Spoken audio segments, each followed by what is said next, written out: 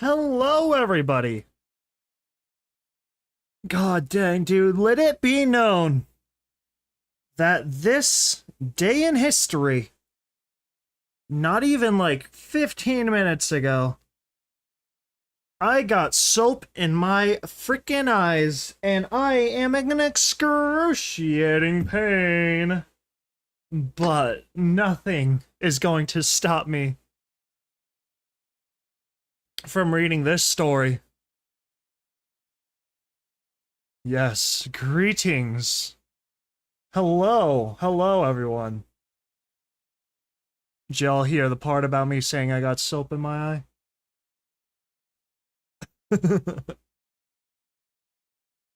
God, dude. We're almost done with this story. We got like 6, 7 chapters left. So, really looking forward to getting this done.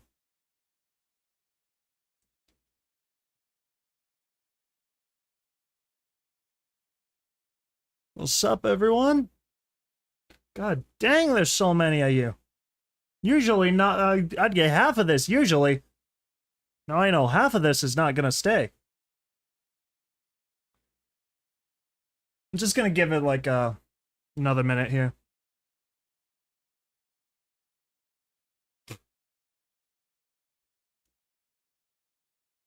Hello. There you go. There's your hi. Alright, time to begin. Cause the agony, it still burns. So, oh crud, gosh dang it. Did the music stop? Oh god dang my life. Oh my god, hold on. There you go. There you go. Alright, so, chapter 38, Peace in Our Time. Chapters 38, Peace in Our Time. Be good or I'll shoot you dead. All good, no problem, folks. No sweat. Dude, there's so much of this. There's a lot, I don't blame you. It's the story that keeps on going. Yo, what's up? You missed the part about me saying I got soap in my eyes like 10 minutes ago, 15 minutes ago, whatever. Freaking hilarious, you should have been there. It was so painful. It was hilarious. Alright, anyway. Enough. My abused body was through. My nerves didn't even have the will to scream at me anymore. My muscles arched dully, my insides hurt, my pit plague itched. I could feel the mud slowly squishing in between my armor and coat, seeping through the hole the Ultra Sentinel had burned in my chest. What? I have no idea what that even means. I didn't care. My friends needed me. Velvet Remedy was unconscious. Oh, please let her just be unconscious. I had tried to save her from drowning, but she'd gone under more than once. And now she was just laying there, unmoving. A few yards away, the Sky Bandit was half sunk. By the way, if y'all haven't seen any of the previous chapters, it's going to be completely outlandish, and I suggest you go check those other parts out before you, start off here. Because we're in the home stretch.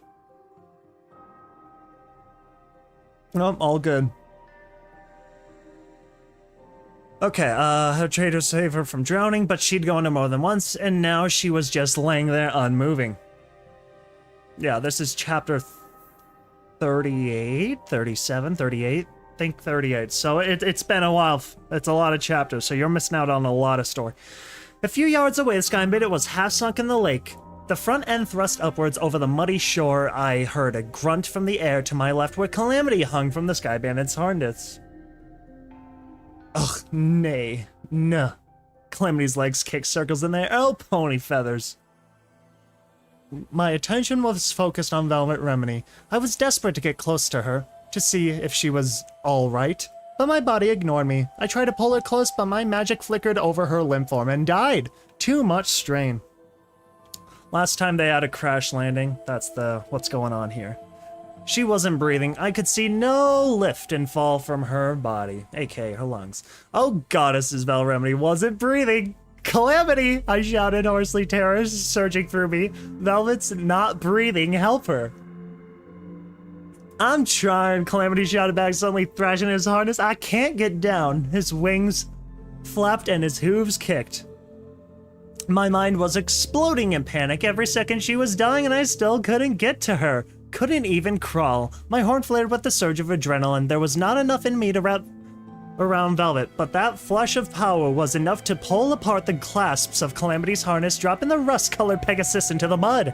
He scrambled to Velvet's side and began pumping his hooves against her breast, pausing only to breathe for her.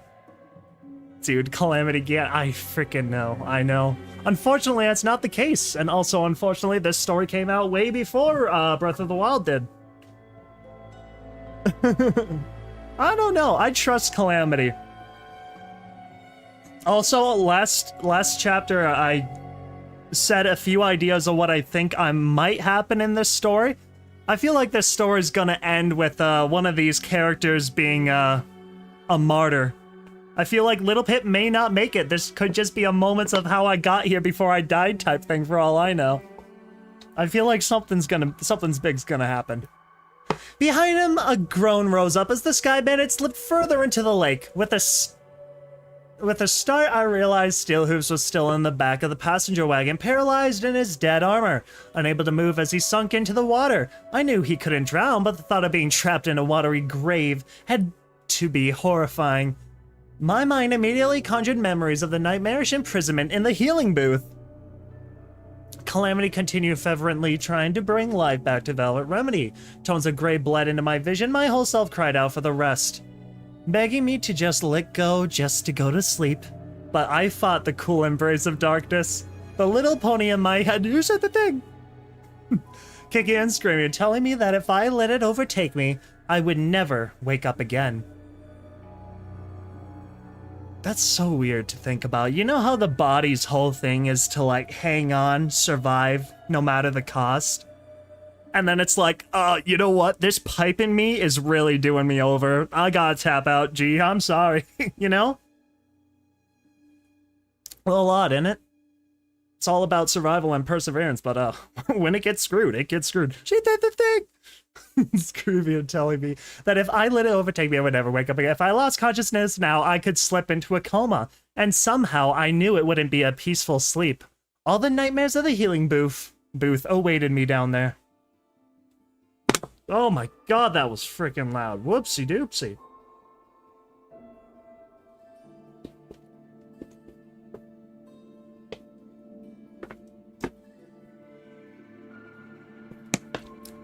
Ugh. Oh. I'm on the TV. Hi, everyone in the house.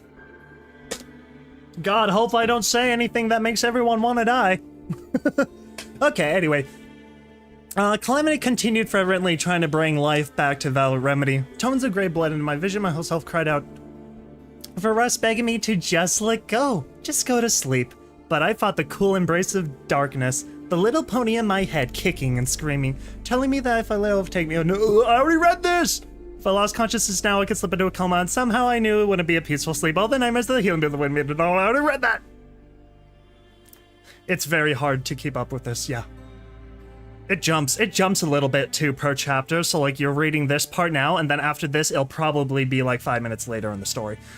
I heard a choked, sputtering cough from Velvet Remedy. My panic lifted, my heart crying out. Oh, thank the goddesses. The grip of panic eased my heart and my mind. The blackness rushed like a surging ocean. I think I heard Calamity Fire's battle saddle and yell something, but he sounded too far away. Then, nothing. Visions of my life in Stable 2 passed before my eyes. Boring, dull, safe, gray, devoid of any real life, empty of friends or purpose. A job where I was helping no pony. Out of the sense of responsibility and hope, I braved the possible nothingness beyond the stable door, leaving that peace behind, trading it for pain and horror as I searched for her. aka Velvet Remedy. I remembered my first day and how the daylight seemed so strange to me, beautiful yet odd and unhealthy. Strained by the curtain of clouds above us, I saw how stupid and foolish I had been. Plunging headlong into places like Ironshod Firearms and Stable 24, repeatedly risking my life and later those of my friends, driven by curiosity and a need for answers, I was lucky to still be alive. My friend swam before me, my fearless first friend Calamity, always by my side, always ready to catch me when I fell. I owed him my life, over and over. Velvet Remedy, the real mare, not the one of my foolish fantasies, with the caring heart who tended to me while I was sick, and who took my burden when the return home was too much for me to bear. Seal who's met in battle with a flurry of explosions. I had seen him conquer his own demons to fight alongside Zenith, and to finally step up to lead a new force for good in Equestrian Wasteland. And Zenith herself pulled from Red Eye's hell of industry and slavery, a tortured mare, a survivor who became our guide in Old Onay, one of the most grim and deadly places the Wasteland had to offer. That would be so much work if this was all animated. There's an official audiobook of this, though, if you don't want to listen to me ramble. That's entirely a thing you could do. My mind filled with voices, the voice of DJ Ponthry broadcasting out of Manhattan, bringing messages of warning and hope, and making us out to be heroes. I remember that first real voice from the past, that messages from Scootaloo, a hello from one of the ponies who had shaped the world and watched it fall. From them, I learned of virtues, of sacrifice, and of failure. Even though they were gone, they had become my family almost as much as my living friends. I was no longer alone. I recalled moments of joy, times I had almost forgotten. Breakfast with God at Junction R7, my water fight with Homage in the pouring rain, my head filled with shadows, the horribly damaged Pinky Bell with your balefire. Oh, thanks, Teehee.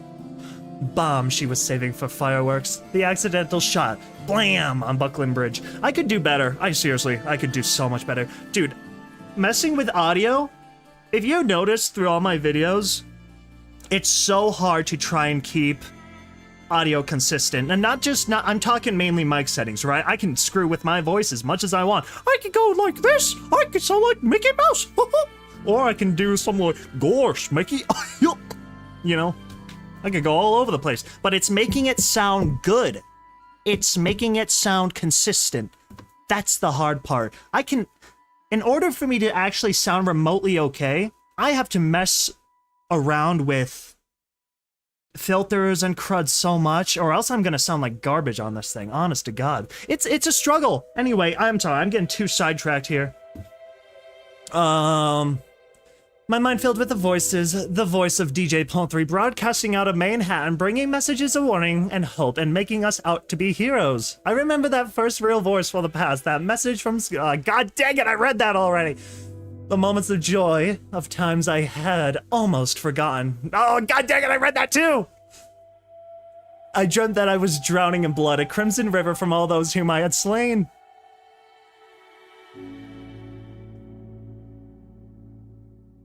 The idea, it's just, you would have to do so much different scenes, so much everything. It would be, it's like trying to animate a movie, but instead, think about this, right? You think of an animated movie, you know? Think of an animated movie that's done with a big crew, a cast, and everything. I'm reading a whole book. The scripts those actors are reading for that animated thing are not as long as a 600,000 word long book with many different scenes, which is what I'm reading, which is why it would be so hard. Plus you need the actors and everything. There's a lot of reoccurring characters too. Thing is that you need a big team of people if you want to animate a story like this.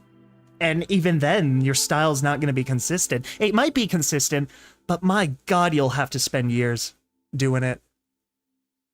It's just a big one. Anyway, like I said, I'm getting way too sidetracked. I have been very energetic today, we'll say. I have been so sleep-deprived lately, it's not even funny, but it's hilarious. So, anyway, I'm still talking. Okay. I dread that I was drowning in blood, a crimson river from all those whom I had slain, the memory of Arbu.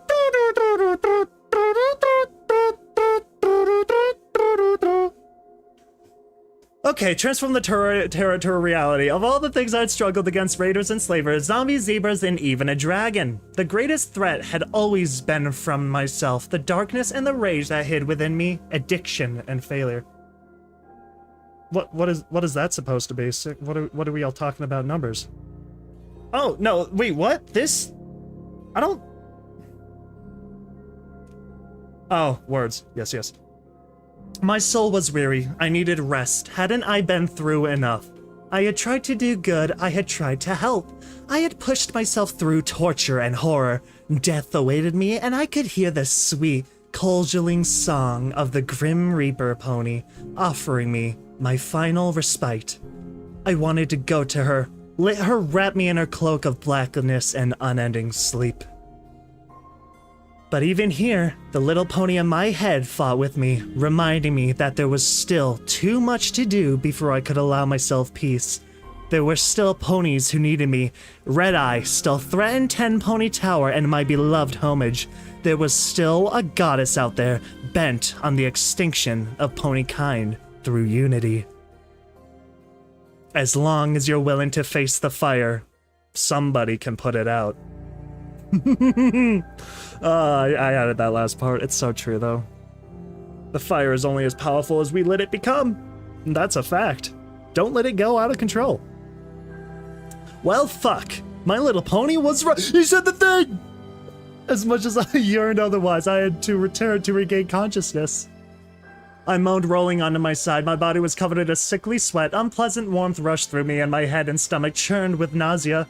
I itched from dried mud. How was mud itchy? I was laying on filthy Kkat in a ramshackle wooden structure that stank of damp wood and rot. I tried to push myself up, my legs trembling weakly before giving out. The effort caused my gut to rebel, and I found the strength to roll over and vomit. Mercifully, there was an old mop bucket next to the bed, seeming to exist just for the purpose of being filled with my sickness. My throat burned, the insides of my mouth turning horrid. The stench of my throw-up made me eyes water and drove my stomach to churn. Boop! Release even more. I collapsed back, tears in my eyes. This had happened before. The illness brought on by physical overexertion, mental turmoil, and the nastiness of the wasteland. We needed to go. I didn't have the time to be bedridden again for days. Cantalot had been physiologically brutal. The pink cloud and the broadcasters putting my brain and insides through a grinder. The loss of a rib was traumatic and terrifying. Oh, don't be such a baby. Ribs go back. No, they don't. The scar there, like the one on my neck, would never fully heal. My pitbuck had fused to my coat and flesh. Was it any surprise my health was falling apart? The memory orbs had been emotionally gut-wrenching. Part of me screamed to gallop back to the Ministry of Peace just to give Rarity a proper burial. But even before I had left the Ministry of Awesome, the fires in the cloud had made that impossible. The heart-rending blow of watching Applejack step out of that elevator and realizing that Apple Snack had intended to propose to her that very night, and she was anticipating it. Oh, goddesses. I fought to get up only to fail again. I must not be this weak. My sickness could be costing lives. I think Little Pip as a character defines that...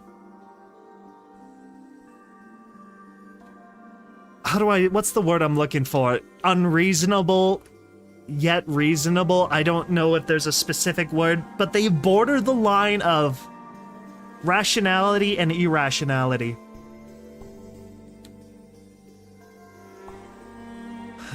Goddesses, where was I? My eyes moved slowly over the filth, a few empty bottles, rubbish, a doorway without a door, and this stained sheet that covered it. No, not Stillhoof Shack. Now let's get you set up just like... Dude, for a second I thought this was like Doc Mitchell. Whoa, hold on, you took quite a spill. I heard Calamity's voice drift in from the next room, followed by a loud thump of metal against splintered wood. I felt the urge to call out to him. The gal was fine enough to let me rent this hero set of magically powered armor long enough for us to reboot ya. Should have you mobile in no time. Corrupted kindness. God, I love that that image was just placed into her head against her will. Are you sure you know what you're doing, Calamity? Still his voice followed his. Maybe you should wait for Little Pip. And leave y'all stuck like this? Said his voice chimed in. Is it wrong that I want to stick him in poses? Oh yeah, kinda know, it's hilarious. Even feeling as wretched as I did, I had to bury my muzzle into the mattress to stifle a snicker. I felt better knowing 3 of my friends were just on the other side of that filthy curtain. Try it, and I will hurt you, Still Who's Worn grumbling. Calamity, hurry. Dude! Take a joke!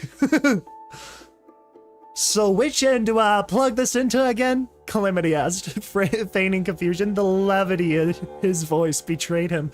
Just hurry before the zebra gets any ideas. Thank you, Steel Hooves, Zenith said quietly, for helping my daughter's village. I know it must be hard for an old soldier to help zebra kin. I mentally grasped at that, though, through the swimming in my head. We were on Glyphmark. Through the doorway, I realized in the next room had fallen still.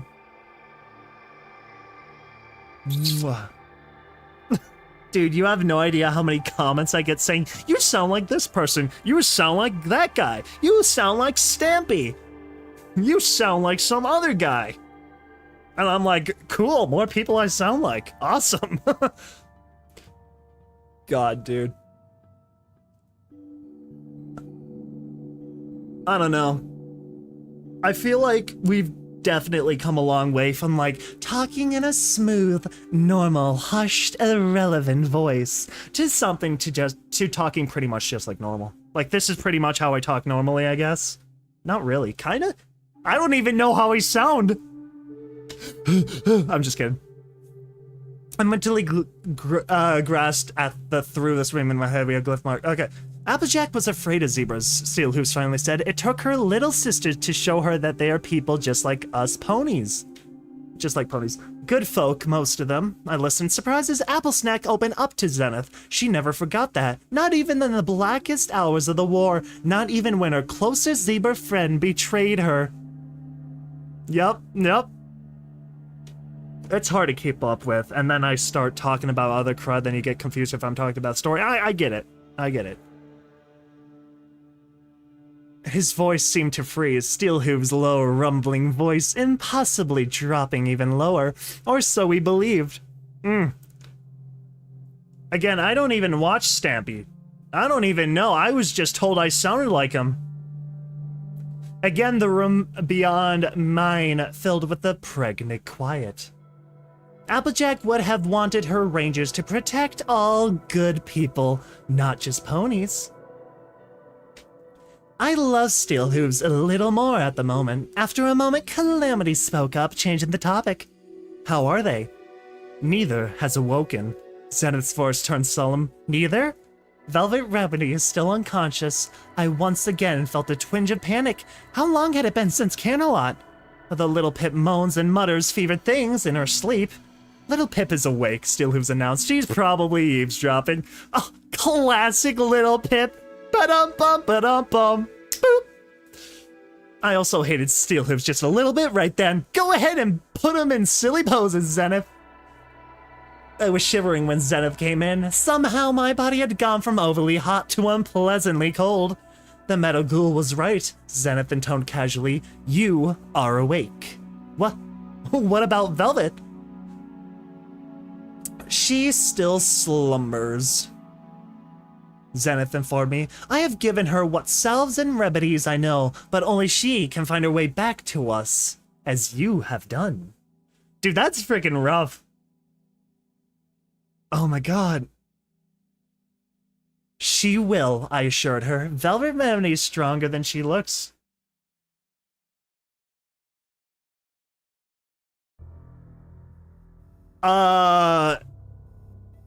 I think a yell is something you do when you're angry and you're yelling at the insubordinate employees under you for slacking off, and a scream is what you do when you're being chased by a maniac in the woods with a chainsaw. I think that's the difference. She will, I assured her. Velvet Remedy's stronger than she looks. So are you, the zebra said as she placed a hoof on my forehead just below my horn. I groaned. Well, that's easy when you look pathetic, Zenith smirked ever so slightly. We need to go, I started to say, trying third time to stand. I forced my forehooves under me, lifting myself just enough to reach the mop bucket as another wave of nausea swept under me. Zenith watched as I vomited. You are sick, she said grimly, and quite unnecessarily you need to rest. I will not allow us to go until you are well enough for the journey. Another day at least. Maybe 2. You started in the ending run, my dude. How long? I asked, spitting into the bucket of sick, trying to clear the acidic foulness from my tongue and teeth. Less than a day, Zenith told me. Calamity has been negotiating with your trader friend to get the things you need. And he has been putting armor on our flying vessel. I was hoping they were going to say they've been putting clipboards on the vessel. If there was one thing Cliffmark is not pouring, it is scraps.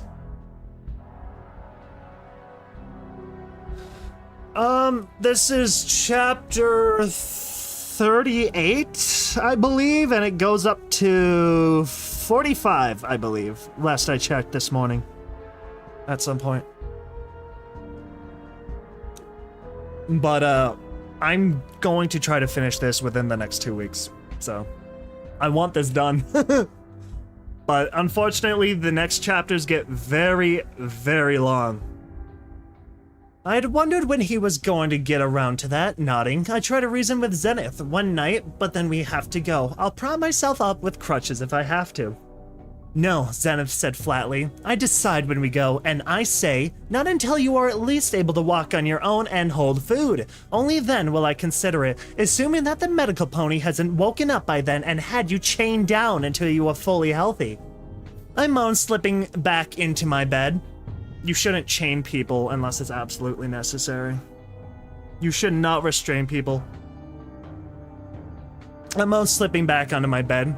We couldn't wait that long, especially if Velvet Remedy did decide to chain me down until I got better, something Velvet was more than capable of. Zenith might not realize that, but then the zebra wasn't there when Velvet shot me.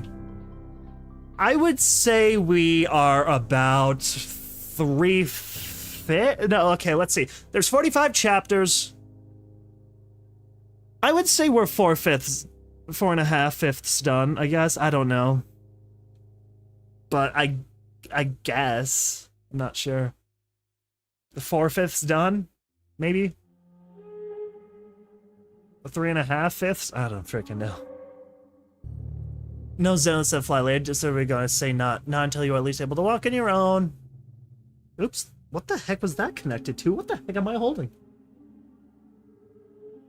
Somehow a wire made its way into my hands, and I don't know where it goes. No, Zone said fly. I just ready to go. I already read that. I'm unslipping back into my bed. We couldn't wait that long. Especially if Velvet Remedy did decide to chain me down until I got better. Something Velvet was more than capable of. Zenith might not realize that, but then the zebra wasn't there when Velvet shot me. That did happen, didn't it?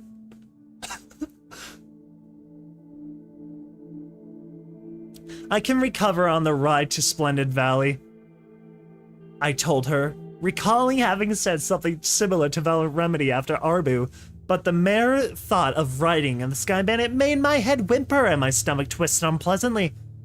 Okay, once I can hold food, I wasn't going to subject the others to a ride in the passenger wagon with me while I spent the whole trip with my head in a bucket. My mind wandered a moment trying to retrace the days. How long ago had Velvet shot me with a poison dart gun? How long since I had left Stable 2? My whole life was condensed into what? 8 weeks? Over a month and a half? Not quite 2 months? The equally miserable little pony in my head pointed out that between now and Steel Who's Shack, I'd used up all my sick days, and soon the master hitbug technician would have to dock my allowance. I found myself giggling. Laughter, Zenith mused. A sure sign of regaining health. Or slipping into insanity. Oof, we might be on the latter end of that. Oops. They just made me giggle harder for no reason. Zenith got up, taking the mop bucket's handle by her teeth. The stench from it had begun to permeate the room. I felt simultaneously thankful towards her and embarrassed at my disgusting frailty. I was sorry to be the reason she had to do something so unpleasant.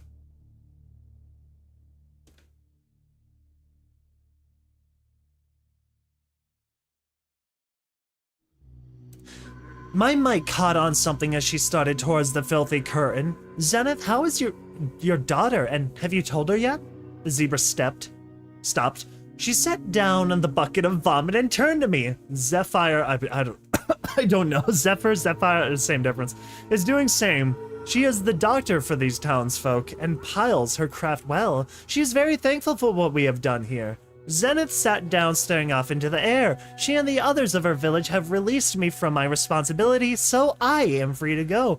She looked at me sternly. As to your second question, no, and I wish that you would not tell her.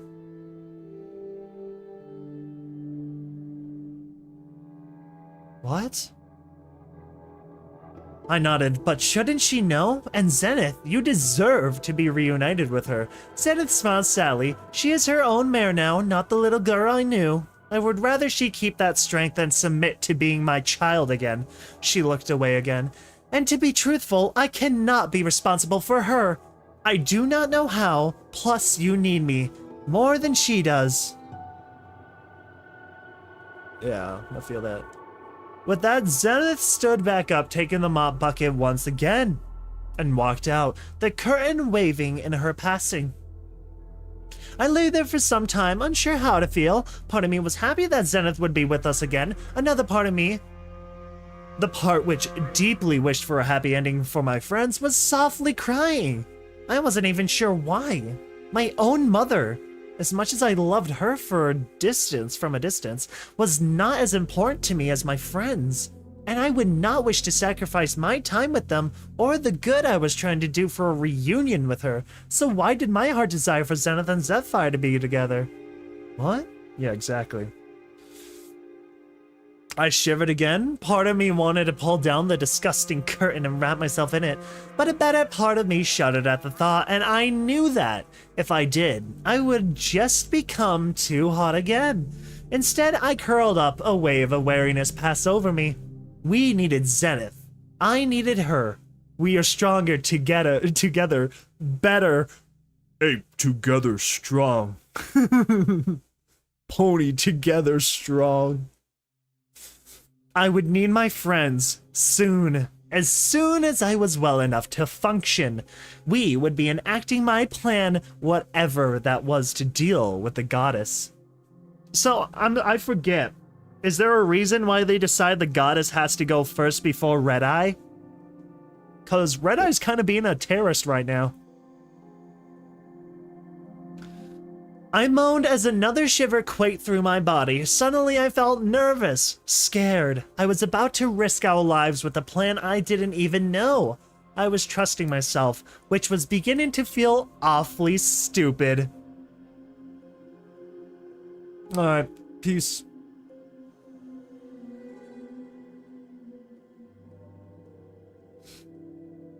Let's see. Where should we get him from?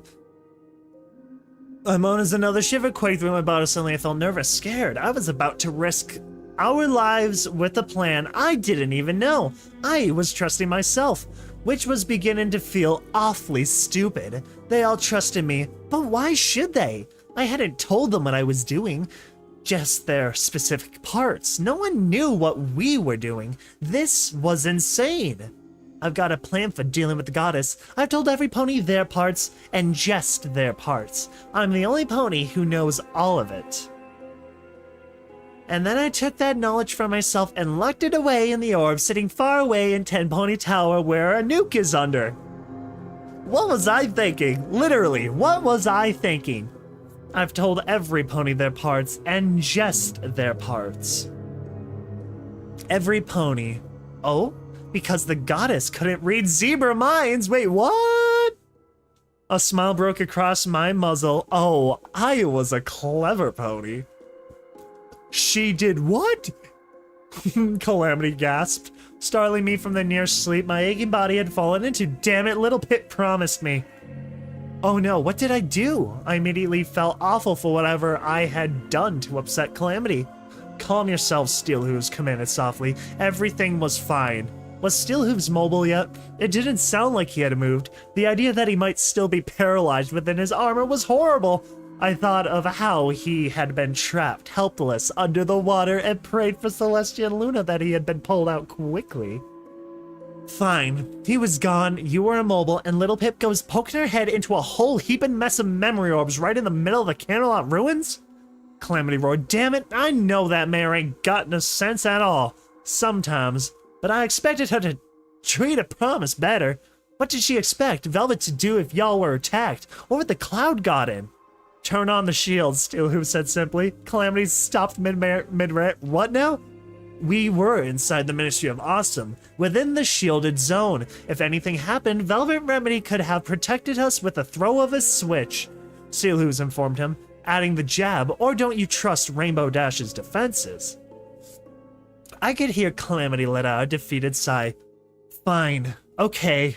She's not responsible for Velvet Remedy's condition, Steelhooves added. In fact, she risked drowning to save her.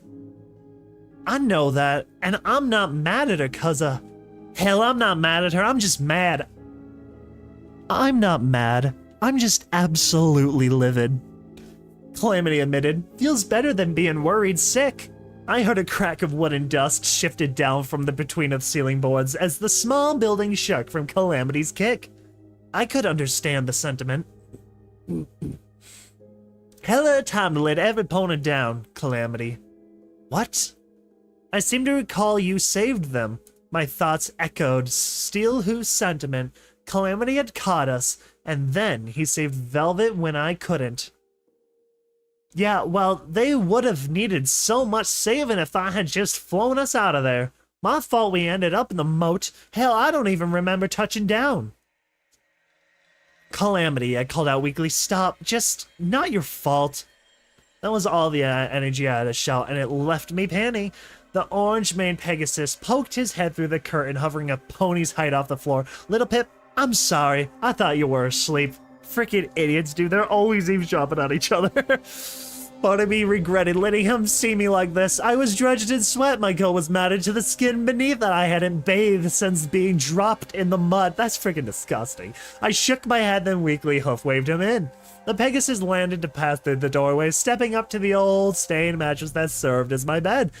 Can I get you anything, water or blanket? He frowned. Not sure we got any of those.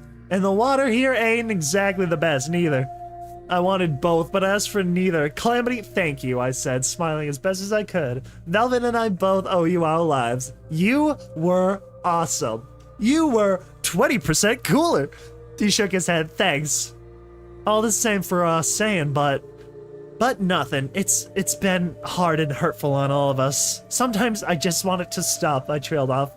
Ashamed, I felt like I wanted to stop a lot lately. I know what you mean. Blessed Pony would have called it quits a long time ago. Calamity laid down next to me. He pulled out the pink gem and set it between us. Thank you for this, Little Pip. I got right messed up in the head after Buckling Cross. I hate what happened there, and it was sending my mind into dark places. You gave me something to remind me that we are the good guys. We don't always get it right. Hell, sometimes we mess it up real bad. But we keep trying. And there are folk better off. Thanks to us. I nodded, staring at the gem. I hate this plan of yours, Calamity told me bluntly. Once again, you're going into someplace insanely dangerous alone. And once again, you're the only one who can do it. I hate that. I'm going in alone? The idea of going into Mare Pony, or worse, all of Splendid Valley alone terrified me. I no longer like this plan either. On the other hand, it didn't surprise me. I knew myself too well. Any chance to spare my friends the danger any way I could. Make it my burden alone, and I would take it. I had done it again. Y'all remember what that place did to us last time? Calamity reminded me. And we were together then. Calamity, I asked, worried now. What can you tell me about the plan? Calamity blinked. His eyes widened as he realized what I was asking. What, y'all don't know? I mean, I know that you had memories removed, but you really don't know nothing about the plan? Now he was beginning to panic. Don't you even leave yourself any notes? Notes? Notes? Where would I stopped. Damn it, of course. My pitbuck. How could I have not thought of that before? Slowly, I lifted my right foreleg, my gaze slid into the dead screen of my pitbuck. Calamity, you rebooted Steelhoof's armor, right? Is he able to move again? I felt supremely stupid and foolish. Calamity winced. Actually, no. His eyes widened. Steelhoof's have been immobile this whole time? Turns out it ain't as easy as it looks. I ain't certified pitbuck technician and toaster repair pony after all. Then I started to pull myself out the mattress, determined that Steelhoof's not remain paralyzed a moment longer. My forelegs trembled and my stomach shot me a queasy warning. I looked around, but the mop bucket wasn't back yet. I laid back down, putting a hoof over my muzzle and tried to force my inside still. Could you bring him in here, please? My head was swimming again, trying to remember just what I needed to do was like a slogging through belly-deep sludge. I needed tools, the spell matrix, master key, and something to reboot him from. And could you please fetch my utility barding and... You borrowed magically powered armor from some pony? I'll do my best, Calamity said, looking chagrined. He's kinda heavy.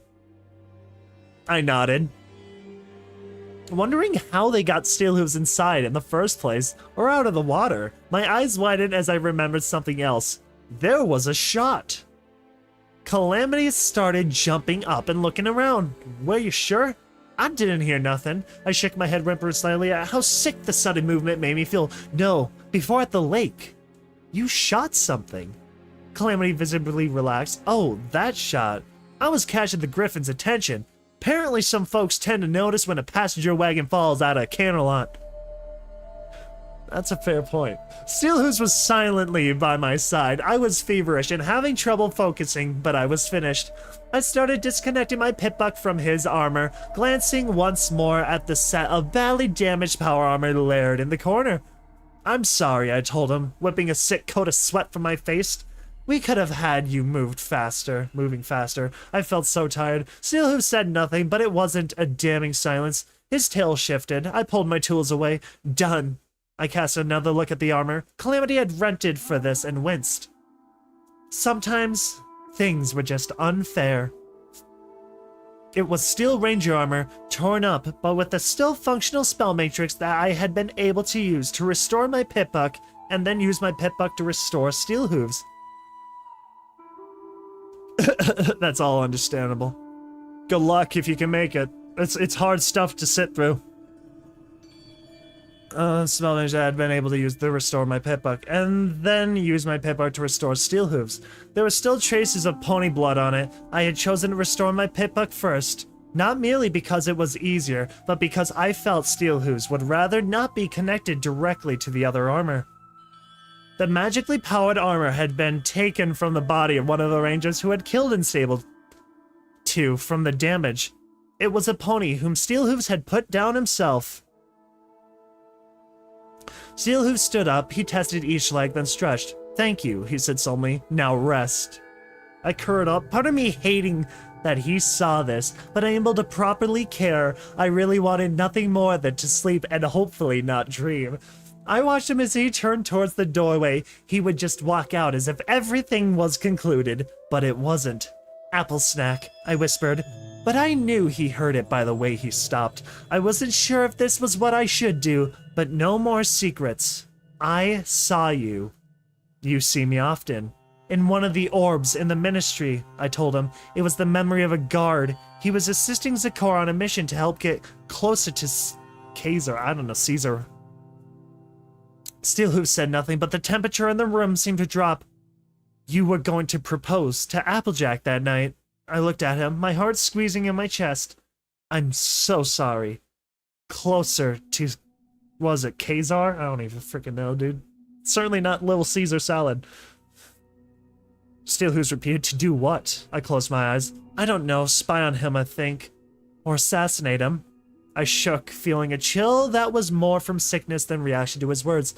I don't know, but I don't think so. I wasn't sure why. Maybe it was the way Zecora had worried about pony deaths, or how inexpert fighting skills caused her to likely kill my host by accident. But I just didn't feel like Zecora was that kind of killer. I cringed as I realized I was. She was a spy. Simmer down, Sally. Zecora ain't no spy. The world was filled with sharp-edged irony. Steelhooves stood there as unmoving as he had been all day. Finally, he said it. Wouldn't have mattered. Killing the Caesar wouldn't have stopped the war. The Legatus Legion, dude, it is the Legion, would have simply stepped in, and if anything, he was worse. I swallowed my mouth, tasting filthy. Steelhooves apple snack. I'm not judging you, I'm saying... What was I saying? I fought for words. I'm saying I understand now. I know what you meant when you said I made it easier for you to live with yourself. And... I'm sorry. He nickered. Applejack never knew the truth about Zecora either, I told him. And she loved you. She tried to fight for your relationship because she loved you. And I think because she understood. Not approved, but understood. Steelhooves walked out.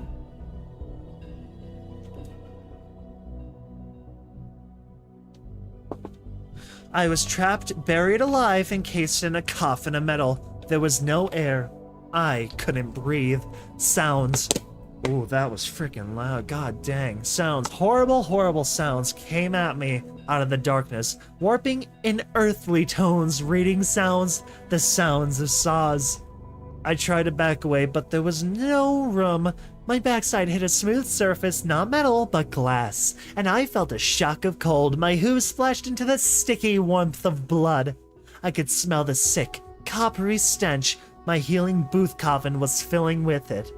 You cut a bloody swath through them. How many ponies are dead tonight because of you, little Pip? Velvet Remedy's voice echoed accusingly, provoking a sickening deja vu. How many ponies have you slaughtered? The blood was the blood of Arbu. It sure didn't take you long to become a mass murderer, did it, little Pip? The sound of the saw was getting closer. It intended to cut me apart with raged teeth, to slice open my head and take my brain. Strange symbols appeared, floating in front of me. Alien glyphs of ancient zebra designs, but unlike the sounds and voice in darkness, the pulsing lines of crimson and black were soothing. They shifted in odd dimensions, offering to unlock themselves to protect me. The Necronomicon! I knew these, and they were blasphemous. I turned away. I was facing the mirror. I stared back at myself, bleeding, dying. Little Pip the Raider. My expression was grim, hateful. The stream of blood was pouring out of the mirror. The blood of Arbu coming from my body, mixing with my own. The saw was getting closer. I could feel the wind form its gnarled, spinning teeth, blasting my mane. It was going to cut out my heart, rip me open, and wrench out my spine. It would hurt so badly, but I wouldn't be allowed to die. Let us help you, the glyphs whispered. You have no power. You have no purpose. Let us give you purpose. I have a purpose, I shouted at the Raider little Pip in the mirror.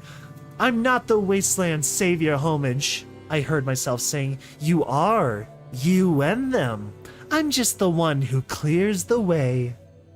You could be the savior, the glyphs whispered, floating in the air around the mirror. I realized I could almost understand them.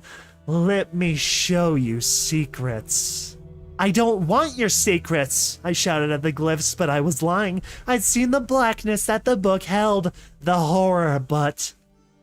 You've seen how much good we can do when the hooves are the right pony. You cannot deny. I whimpered, faltering. I knew that was true. Even the blackest magic could be used for good, but I'm no rarity. I'm weak. I could make you stronger, better. Don't. My gaze locked on the Raider in my soul. She trembled, dying from blood loss. She was grotesque, horrible.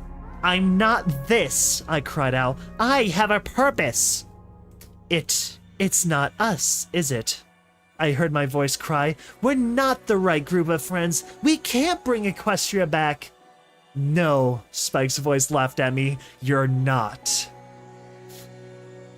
The saw was so close now. If I didn't take the glyphs for protection, it would start cutting me. Let me show you so many secrets. No, I screamed, crying. I wanted those secrets. I tried to fight, but I really, really wanted them. The saw was gone. The noises stopped. The healing booth was no longer a coffin, and I was no longer alone. Enough of this, Rarity said, stepping forward. She glared at the glyphs. You leave her alone. When? How? The beautiful white unicorn gave me a sad frown. I was not that strong either. She stood back at the glyphs as the other ministry mayors walked up from the darkness behind me. The Black Book preys on you when you're weak and alone. But you're not alone anymore. How? 'Cause you brought us together, didn't you? Applejack smiled. It's what you do. I think I know who you're looking for, I remember telling Spike. It's happening differently this time, isn't it? What? Sparkle's voice was curious. Well, duh. River Dash hovered over her. Do you think it was the same when it was just Celestia? Same is boring. I reckon it's different every time. I was confused yet comforted. I didn't know how, but they were with me. And with them, I had the strength to refuse and fight. But you don't want to fight, do you? Let me give you a taste of what I have to offer. Hey, Pinkie, this is a great party, but I've got something that will make it even better, Pinkie Pie said dourly, her expression crossed. She was staring at the floating ruins, but I didn't think she was seeing quite what the rest of us were. You got to try these. Just take one. They'll blow your mind. Her hoof stomped. Another voice echoed out of the darkness. Have you given up your principles for the greater good yet? Red-Eye asked. I see you've already become a monster. Or did you think I wouldn't hear about Arbu? The blood began to rise. I don't like this feller, Applejack hissed. And look at that, Red-Eye's voice mocked, as I felt a burning in my right foreleg where my pitbuck had merged with my flesh. You're becoming more like me every day. I'm not like you, I asserted, lying again, and I'm not a monster. I knew I was. I could see it in the mirror. Corrupted kindness, Trixie's voice accused triumphantly, her image floating above the mirror. Fluttershy stepped forward. How would you know? I'm the goddess. I know everything. Hush now, Fluttershy commanded, staring. Quiet now. The image of Trixie faded, looking abashed. Power, the Black Book cudgeled. Purpose. Together, we will unlock the world. Don't listen to it, Rarity strengthened. Applejack rested a hoof on my shoulder. You already got a purpose. You're the bringer of light, ain't you? I don't even know what that means. I shook my head. I don't have a purpose. I'm lost. I have no idea what I'm doing. Now listen here, Applejack said sturdily. What I'm telling you is the honest truth. You do have a purpose. You're the one that brought them together, she said as images of my friends floating on the edges of my visions. My living friends. Calamity. Velvet Remedy. Steel Hooves. Zenith. Even Pyrelight. They were here with me too. I felt tears. You find the good ones, draw them out, clear the path, and light the way, Applejack smiled gently. There's a name for that, you know? I wanted to believe her so badly that I was trembling. But I turned back to the mirror, to the shot-up, bleeding, dying little Pip in cobbled-together, gore-stained raider armor, barely standing as she faced down her next kill. Little Macintosh floating in front of her, pointing upward. But this is my soul, isn't it? Of course it is, silly, Pinkie Pie said, hugging me suddenly and pointing at the mirror. You're just looking at it wrong. Look behind you. Dude, this is getting intense.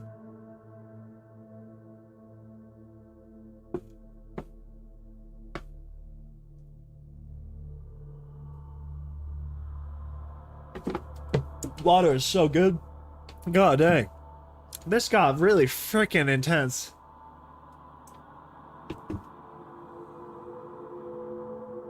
My eye still burns from that soap in my eye, by the way. I am in excruciating agony.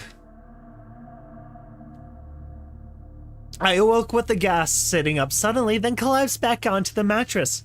I felt awful, damp with sweat, and caked with mud, filthy, almost too tired to move. My vision was clumped and stringy, but the nausea was gone, and my fever had broken. I'm not alone in the room. Zenith? The zebra who moved closer wasn't my companion. Zephyr, I said, recognizing her. Where is every pony? I mean everyone. Zephyr pulled a wet sponge from a tin pot filled with water. Your other friend woke up an hour ago. She told me as she began to wipe my forehead. They are all with her right now. I wish I could be too. Zenith is my mother, isn't she? Zephyr asked. I froze, unsure how to answer. Zenith had asked me not to, and I wanted to do right by her. But if Zephyr already suspected... I thought so, Zephyr said. She continued to sponge me down, removing some of the illness sweat from my coat. She has tried to hide it, but how many zebra mares named Zenith does she think this wasteland holds? Smart girl. I shivered a little under the cool dampness of the sponge, but was immensely thankful for every stroke of it. I wanted a bath so much it hurt. I would have given my left forehoof for a day at the 10-pony spa. You will be going soon, Zephyr gleaned. You will be taking her with you. Yes, I'm sorry. I will be happy to see her go. The young zebra mare told me bluntly. I am not ungrateful for all she has done, but she would not have done it if you had not let her. I winced. No, that's not true. Oh my god. I'm good. Yes, it is, Zephyr said, accepting no argument. I love her from a distance. I felt an odd chill as the zebra's words echoed my thoughts from the evening before. But she is not her own mare, and she never will be. I will not be like her. Zephyr continued to sponge bathe me in silence. Your father, I began to ask.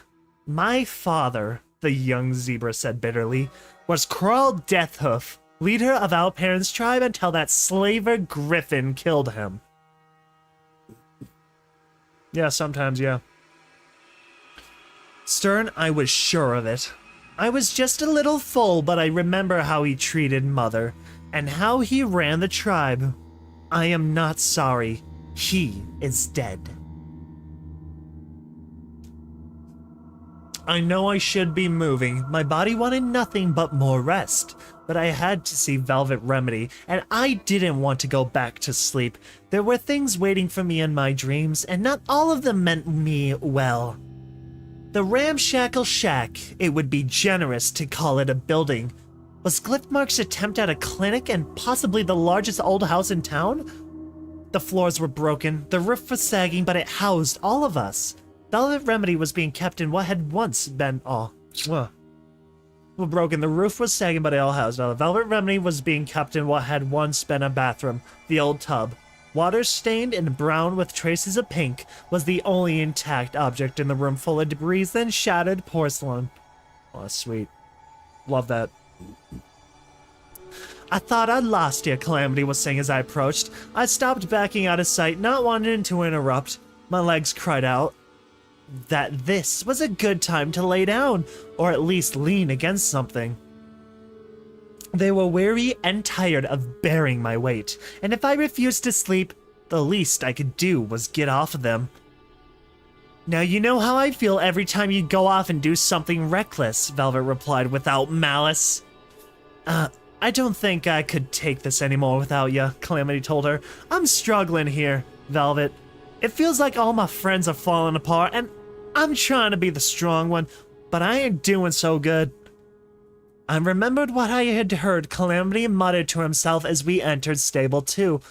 I gotta be strong for them, not go crazy. I can't just charge in and kill every armored bitch I see. I need to be strong. Need to watch for them. Need to protect him. I can do this. What's wrong, love? Velvet asked gently. What's eating you? Buckling cross, I winced. I've tried to make peace with it, but... Come closer, Velvet said in response. Let me hold you. How sweet. I could hear Calamity's throat hitch. We were bullies, Valve.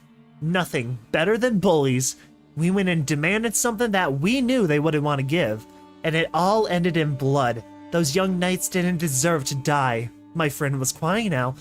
I felt a lump in my throat. My heart twisted in knots. I should have stopped us. I knew better. And that makes it my fault. Hush now, love, Velvet cooed. She knew there wasn't anything she could say, so she wisely said nothing. I imagine she was holding him as he cried into her mane. And I'm terrified that I'm losing you too, Calamity said brokenly. What? No, love, Velvet soothed. You're not losing me. That crap you pulled in the Ministry of Peace is different, Calamity asserted. There was strength in his voice. I could tell he had pulled back from her. No, don't say anything. I understand why you did it now. I guess. But you're too wrapped up in Fluttershy. Ain't right nor healthy, putting all your faith in a pony you hardly know. I know Fluttershy, Velvet insisted softly. Yeah, but there are things you don't know, Calamity. Oh god, he's gonna spill the beans! All sorts of alarm bells started going off in my head. Oh, Velvet asked, and I swore the question sounded like poison. Like what? Yo, what's up? Welcome. Calamity faltered. Well, I don't rightly know, but Little Pip's seen things in those orbs, and I could hear from the timbre of his voice that he knew the hole he was digging. So he changed track. Just remember that DJ Pone 3 always says is the one big truth of the wasteland. We all done things that we regret, and well, sounds to me like Fluttershy had some regrets too. We got soap in our eye, that's how we're doing. We're doing pretty great. It's awesome. A blast. Not now, but you know, we did. And Little Pip is keeping what she knows secret, isn't she? To protect me, no doubt, Velvet hissed out a sigh. I guess that Calamity had nodded. What a surprise. Little Pip keeping secrets from her friends. I swear, if there was an element of frustration... Velvet, please, Calamity said softly. Don't be mad. She means well, really. And do you think she's right? Do you think I need to be protected from whatever this is? I don't know, Calamity struggled. After the Ministry of Peace? Maybe. He found more solid ground as he told her, I just know you shouldn't get so wrapped up in trying to be your idol. I had a sudden flash of Pinky Bell, and I bet Velvet Remedy did too. You're a wonderful love and care pony all on your own. Just be yourself. I slipped out the front door, not wanting to interrupt the quiet moment Calamity and Velvet Remedy were sharing. I blinked in the odd daylight once again, recalling how strange the air seemed without the healing light of the sun. Ditsy Doo waved at me. I blinked again, taking in the sight of Ditsy Doo's delivery wagon. Absolutely everything. Yes, I do deliveries. She picked up a new companion, I noticed, a Griffin bodyguard in Talon armor. Now I knew who Calamity had rented the Steel Ranger armor from, and which Griffin he'd been signaling. Zenith had given Glyphmark a buck to the town's economy, and Ditsy Doo had taken only days to start trade with them. That was amazingly fast for word to have gotten out. I suspect a little of Homage's hoofwork. A little lavender filly with a blonde mane trotted up to me. She was smiling, a piece of parchment in her mouth. Here, Miss Little Pip, Silverbell said, her voice almost singing. I painted a picture for you. See? It's you and Homage. Oh, that's so cute. Oh, it's adorable. I can only picture it in my head, the power of imagination. I floated the parchment up and gazed at the painting. It was a crude child's face. Oh, perfect for the refrigerator. And it was the most beautiful picture I had ever seen. Oh, you're crying. Don't you like it? I tried really hard. I love it. I knelt down and hugged the filly gently. I wonder if I had done deserve such an innocent and wonderful gift. With deep shame, I remembered that I had once intended to steal from this little filly. Thank you, Silverbell. Ditsy Doo had trotted up beside us as I let Silverbell go. I noticed that Ditsy had a couple of little chalkboards dangling around her neck. She set one of them down, pulling out a piece of chalk and scribbled, hello! God, dude. Okay, for some reason, I feel like the Fallout New Vegas intro would work so well with Derpy. You made your last delivery, kid. Sorry, got twisted up in this scene. From where you're dealing, it looks like an 18-carat freaking run of bad luck or whatever he says. Truth is, game was rigged from the start. Dude, I freaking love playing that in Fallout New Vegas, where I get, like, where you, like, push Benny enough to the point you get that one line when he's at the Caesar's tent, you're like, you take his gun, it's like, sorry, Benny. Truth is, the game was rigged from the start. You shoot him with his own pistol, freaking, like, one of the best possible ways to do that, I swear. But I feel like Derpy would be the perfect courier of the series. You made your last delivery, kid. God, that's awesome. Hello, Ditsy Doo, I replied, floating the picture out up next to me. I would have to find something waterproof to keep it in until we returned to Junction R7, where I intended to put it up at a cherished place right next to my bed. Silverbell had somehow really captured homage to made her look absolutely adorable. Ditsy Doo erased the board with the hoof, then wrote, "Can a horn grow back?" She looked at me with an urgent smile, right eye rolling upwards disturbingly. I blinked. I don't know. Thought about some more. A horn is a bone, right? Minutes later, Velvet Remedy was kneeling next to Silverbell, the old mare's horn glowing as Ditsy Doo, Calamity, and I watched. Now I've gotten a lot better at this spell, Velvet continued, snarkily adding, thanks to an abundance of practice. But all I can do is help the physical horn grow back. I do not know if her magic will heal or how long it might take. Thank you, Miss Velvet Remedy, Silverbell chimed softly, understanding. Her eyes drifted to Firelight, whining along with her smile. The majestic Balefire Phoenix began to sing to Silverbell. Her song was rich, salty, nostalgic, and overwhelmingly beautiful. Velvet Remedy smiled gently and stretched out her magic. The scar on Silverbell's head, where she had cut off her own horn, began to glow. What do you think will happen to Silverbell? I asked Velvet as the Sky Bandit pushed its way through the smoke-yellowed sky. I truly don't know, Velvet replied, giving a polite cough. I hope with her horn reformed that her magic will swiftly return, but the wasteland has never seemed that forgiving. She coughed again, and I found myself joining her. We were skirting the edge of the forest, heading towards Splendid Valley by the way of Ponyville. The fires of Everfree Forest were choking the air in every direction around it. The forest had been burning for over a week now. It was consumed in flames and a thick fog of smoke, but from what I could see, it seemed absurdly intact. Like I said, I feel like realistically, right? Like, it really feels like the Everfree Forest itself is its own living entity. I feel like the forest is a living creature. I feel like something exists within it that gives it its power. And those who are in it are allowed to be in it. Those who don't belong there are not going to be there for long. Damn, you think the whole place would be ash by now, Calamity called out, flying low to keep us out of the thick smoke. Hey, Pyrelight, you sure this ain't a phoenix forest? Pyrelight let out a derisive hoot. Our attention was snatched by the sound of a gunshot. It was rapidly followed by several more. Calamity diverted towards the sound, and soon we came upon a gunfight. Two groups were battling between the cover of rocks and what looked like the charred corpse of a river serpent. Looks like raiders, Calamity called back. Well, true, right? But, like, I feel like there is a entity. Not the ecosystem. But, like, a entity that... Think about a spirit or something, right? Now think about if that spirit possessed the Everfree. That's kind of what I'm thinking. I know, like, anything is an ecosystem. You look out into the woods behind your house or something, that's an ecosystem. We are in an ecosystem. Our world is an ecosystem. but I feel like there's a supernatural force, you know, powering it, I guess you could say. I already read that. Raiders? Seriously? I'd already wiped out the Raiders in Ponyville. What did they do? Respawn?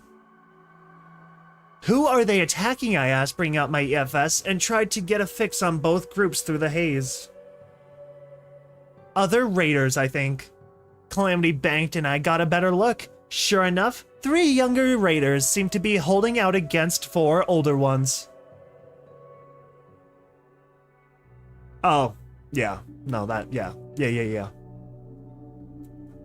Neither side had lost a pony up, but one of the 2 bucks in the younger groups had taken a shot to the leg and was bleeding badly. I was mildly surprised Calamity hadn't started shooting yet. You know, it being his policy and all that. Shouldn't we help? Velvet Remedy asked, moving to the window next to me. Help who? Calamity questioned. I ain't sure who the good guys are here, if any, pony, and I'm feeling a bit gunshy after recent events. Don't want to start shooting at the wrong folk. Velvet Remedy gave an exaggerated sigh. There are more ways than that to help. I don't think so. In this world, I don't think much more than a gun is gonna solve any problems. What are you gonna do? Negotiate? No, that ain't gonna work. You're a random stranger. Unless it's Fallout, right? You're just a random person like you. Maybe you can help. The horns that began to glow below us. Velvet Remedy's shield began to snake between the 2 groups of fighters. Excuse me, Velvet's magically amplified voice rang out. Could you please lower your weapons for a minute and tell me why you are fighting? What the hell? One of the older raiders responded by tipping up the muzzle of his rifle and taking a shot at Velvet Remedy. The bullet struck the now armored wall of our passenger wagon. Wrong, Velvet informed him. Magic burst from her horn, striking him with her anesthetic spell. The raider back toppled paralyzed. Let's try that again. I floated out my zebra rifle thinking I really needed a weapon that used more common ammunition and did not set ponies horrifically on fire, and was holding myself in reserve. Calamity and I exchanged glances as we let Velvet Remedy's tactic play out. Do you have a death wish or something? One of the older raiders shouted out. Are you out of your fucking mind? More shots rang out. Both sides was still trying to shoot each other through Velvet's shield. Neither was having any luck. They're raiders, one of the younger bucks shouted up at us. They wiped out the Republic. The Republic? They wiped out the what now, I asked? The California one? Little town up north of here. Oh, darn it. Calamity informed us. Protected a few caravans trailing between it and New Appaloosa. Bizarre cult-like group of weirdos, but not bad ponies. I see now. Certainly didn't deserve to be slaughtered. And who are you? Velvet asked. Whoa, Calamity shouts. One of the larger group hurled a homemade explosive at us. How low is it? How low are you freaking flying? I caught it in my telekinesis, pulling Velvet out of the windows as the bomb exploded in the air, sending shards of glass and nails in every direction. Steelhooves stepped between Zenith and the window, his armor deflecting the shrapnel that found its way inside. I heard Calamity's bite back a cry of pain as her nail tore through one of her wings. Oh, wait, what? His wings. My bad, Calamity is not her. His Barding of the Sky Bandit protected him from the rest. We're heroes, the younger mayor and her group of 3 yelled out.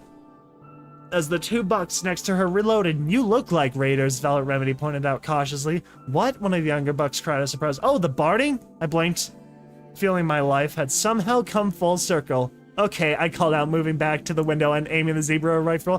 One of the raiders shot at us again, missing the entire Sky Bandit. You sure, little Pip? We don't know.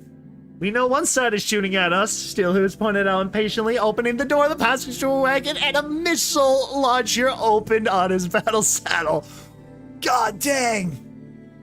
Fuck, some ponies shouted from below. It's one of those outcast rangers. Whoosh!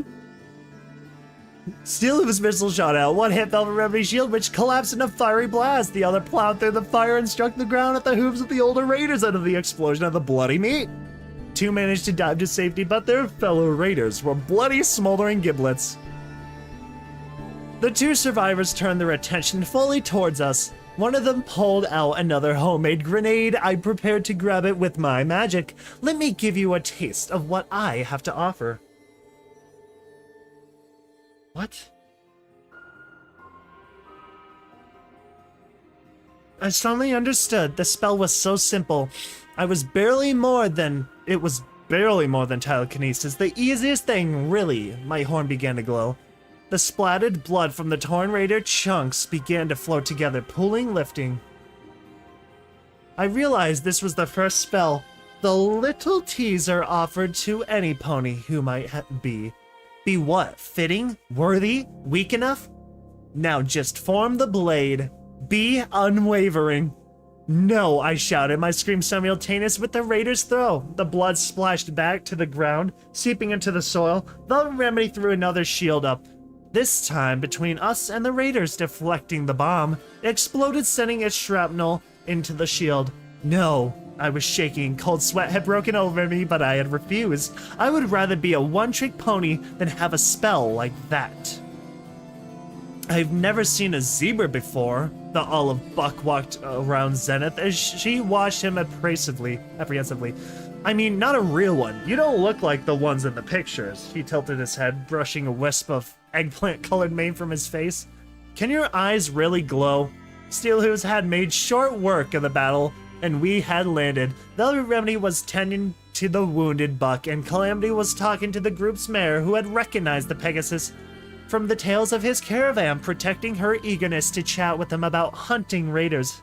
Had convinced him we had aided the correct side. We had yet to trade names. Haven't you heard about the Wasteland Heroine? The younger mare in scavenged raider armor said excitedly. She and her friends swoop in and save the day, shooting the bad guys and monsters dead. Pow, pow, pow! The amber mare's magenta eyes were wide and she was nearly squealing. We're gonna be just like her.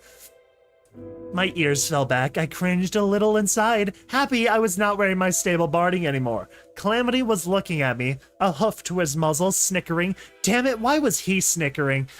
Are you sure she'd want you putting yourself at risk hunting raiders? Velvet Remedy asked carefully as she wrapped the buck's hind leg in a healing bandages. I'm sure the Wasteland Heroine wouldn't want you getting hurt. The way she massaged the name made me flush with embarrassment. The radio was bad enough. I took a step back behind Steelhooves, my ears burning. Oh no, her patient insisted. A khaki-coated pony with a vanilla-colored mane said, but she wants us to help make Equestria better. DJ Pon3 says we all need to learn from her example. She can't be everywhere at once, the olive-coated second buck explained. It's up to the rest of us to be brave and step up helping fight for the good fight. God dang, Viva la Revolution! The time is now to rise! This was too much. I never deserved my reputation, but after Arbu, this was unbearable. Why should any pony idolize me? I wanted to bury myself in a hole somewhere until this was over. You are a lifesaver, the khaki-coated buck told Velvet Remedy as she finished binding his wound. If anything, the Equestrian Wasteland needs more ponies like you. Velvet blinked in surprise. Why, thank you, she breathed. Hey, the buck exclaimed, his eyes widened as he stared at Velvet Remedy. You sound kind of like that gal on the radio, the one who sings the new songs. Firelight landed on Velvet's tail and sang out a musical note. Velvet Remedy blushed. You have a good ear. At least she was used to having fans. Wow, Olive Buck said, staring at Steelhooves. Are you really one of those renegade Steel Ranger heroes? Steelhooves whinnied. I am. That is so cool. And so you're hunting raiders, Calamity asked, sounding impressed. Yep, we're on a rescue mission, the enthusiastic Amber Mare said. A scowl broke over her face. These raiders murdered every adult in the Republic and took the fillies and colts back to their fort. I guess they wanted to keep them for themselves. We're going in after them. Probably wanted playthings, the khaki back snorted, his voice filling with loathing. Calamity bristled. Velvet Remedy gasped. They did what? The what? Where is this fort? Oh my god, of course, side quest acquired. Velvet Remedy, I'm sorry, no. Little Pip right here was just selecting the option. Sure, I'll help. Where is this fort, I asked, stepping forward, my personal embarrassed forgotten. The olive-coated buck pointed a hoof. There's an old hut. See, there you go. They're giving the quest now. There's an old hut on the far side of Ponyville, right up next to the Everfree Forest. Damn it, I thought I had cleared Ponyville of raiders. This place must have been far enough out that I missed it. They've turned it into a center of small compound. How many, Steelhooves asked. About 12, minus these 4, so 8, but they have guns and dogs. Zenith looked at me. No more distractions? She asked calmly. I bit my lower lip. Steelhoof neighed. The rest of you can go ahead if you wish, but Applejack would not want her rangers to ignore a cry for help. The 3 younger ponies were staring. Oh my god! Steelhoofs and the little ones! Yeah! Oh my god. That was freaking awesome. Dude, Steelhoofs was like a superhero before the children. I nodded. The goddess will just have to wait another hour or two. We had a chance to help, and I wasn't going to turn my back. No distractions be damned. Valerie Remedy was trembling. I nodded. I wasn't surprised now that I had missed this raider group. The cottage that they had built their compound around really was a bit removed from the rest of— oh god, it's Fluttershy's, isn't it? Surrounded by a large fence of rust and razor wire and sharpened poles impaling the heads of rabbits, squirrels, and other small animals. Sickly poison trees twisted up from the barren ground, providing support for sniper nests. Dead birds hung from their branches strung together like wind chimes. A small river slogged through the property, coming out of the Everfree Forest, the watery gray with ash. Inside the fence were kennels, some of which were used for angry, malnourished guard dogs that roamed about inside. As for the other kennels, through my binoculars, I could see the mangled body of a pony in one of them. Fluttershy's cottage, Steelhooves confirmed. I freaking called it. The fence on the far side of the cottage lay in broken ruin. Several trees on that side had been uprooted, and a few kennels had been crushed flat. It looked like something huge had lumbered out of the Everfree Forest, barely noticing what it stepped on. A couple raided ponies were standing over the wreckage, poking at it, while a third was keeping the dogs from escaping with a shield spell, much like Velvet's. I passed the binoculars to Calamity. Could you give us a flyover? Make sure there's nothing we are missing. The Pegasus took off his hat, threw the binocular strap around his neck, and kicked his hat back onto his head. Gotcha, little Pip. One aerial recon coming up. The Amber Mare stared as Calamity stretched out his wings and flew. Pegasus are cool. Pegasi, Velvet Remedy corrected automatically. Yeah, those two. We should split up, Steelhooves recommended. Hit the main hut and the yard simultaneously. Keep them divided. I agreed. You should go with these ponies and take the ones in the yard. Zenith can free any captives and get them to safety while you 4 take out the 3, Velvet interrupted. You're not sending this buck into battle with a wounded leg, she scolded, especially when you might have to evade dogs. I frowned and nodded. You're right, I wasn't thinking. The fact that I regularly charged into combat wounded didn't mean I was smart, especially since this little group of wannabe heroes didn't have a Velvet Remedy of their own. I looked to Steelhooves. Looks like most of these fools must be inside the cottage. Calamity and I will sneak in and take them out. I looked to Velvet. I would like you right behind us with your shield spell ready. I don't want any of the kids caught in crossfire, she nodded primly. Wait, the khaki buck said. You're taking her in with you? Are you insane? Velvet Remedy gave him a questioning scowl. I'm not helpless. You're a healer. You should be protected, kept out of combat. I understood his logic. The loss of Velvet Remedy was the loss of not just one pony, but countless. Velvet huffed. Why not put me in a pretty little cage then? Calamity landed before an argument could break out. 3 raiders in the yard, including a unicorn with defensive spells, 2 snipers in the nests. Rest or inside, he frowned.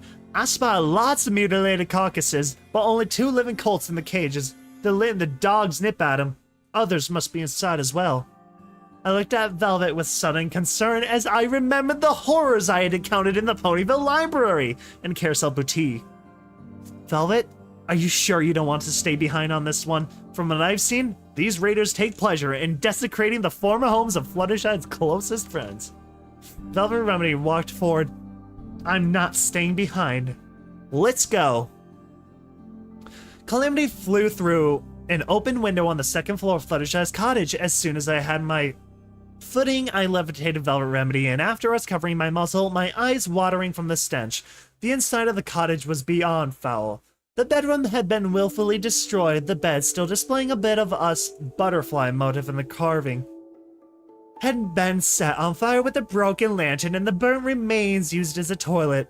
Repeatedly, pictures were knocked from the shelves and smashed. Books were defiled. A fireplace was filled with a pile of skulls, some with rotting meat still on the bones. The rotting carcass of small animals hung from the rafters.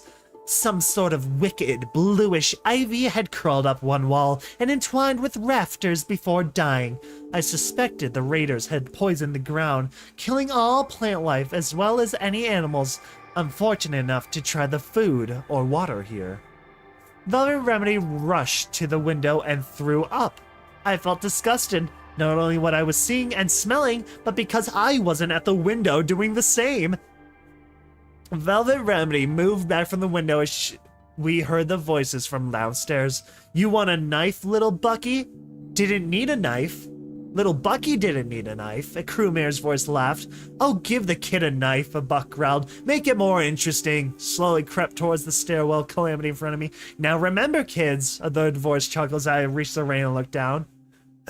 The room below was filled with old rusty cages. Most were empty, but there were nearly half a dozen foals locked up inside. Some of them, they were all staring down at the center of the room, eyes wide with terror. Several were crying. The center of the floor had been torn up. 2 fillies and a colt were in the hole, a tangled mesh of rusty, barbed wire ringing it. Most of the fillies was crumpled in the dirt, bleeding from multiple wounds, the flesh torn from her scalp. The colt looked battered and was breathing heavily, keeping weight off of one foreleg. Both he and the standing filly were shaking, tears running down their young faces. The raiders were gathered around their crude, homemade version of the pit, smoking, drinking, and lounging on furniture that integrated the bones of ponies. The one that survives gets the body of their parents back. Oh my god. Blam! How dare you! Valor Remedy screamed, swivering her combat shotgun towards the second raider. As the first fell, the wasteland isn't hard enough, sick enough, without you monsters making it worse. Dude, I'm just saying it now. Velvet Remedy has become very vocal. She's made herself very loud. Blam! The second shot tore the left hind leg and flanked off the second raider. He collapsed screaming in a pool of blood. And in Fluttershy's house, Velvet Remedy tossed her shield up over the children as she marched down the stairs, her expression full of unbridled fury. I watched, frozen. I'll have your head on a fucking plate, the raider mare screamed as she dove for a riot shotgun. Blam! Our shotgun surgeon splattered open the chest of the wounded raider. How dare you do this foul? Be this foul. Outside, we could hear explosions interspersed with the irregular gunshot. Steelhooves was engaged with the enemy. The raider mare swung around the riot shotgun in her muzzle and found herself facing down. Velvet Remedy's barrel. The raider seemed to freeze, staring at the black hole of death, of her death. Our unicorn was trembling with rage. I've never killed a pony before, she said, her voice soft but still amplified by her spell. This is Velvet's Arbu, and I thought suddenly at least she had the benefit that no pony anywhere would question the vileness of the pony she was eradicating. At least she was saving children, not scarring them. Blam! Velvet lowered the shotgun, turning away from the third raider's ragged, decapitated body. For as I'm concerned, I still have it. Oh my god, dude. Velvet is that character in movies who is like, I'm done running. Grabs the shotgun off the wall, or like, yeah, no, seriously. They grab the shotgun off the wall, click it, load in a shell, load that sucker up. I'm done being nice.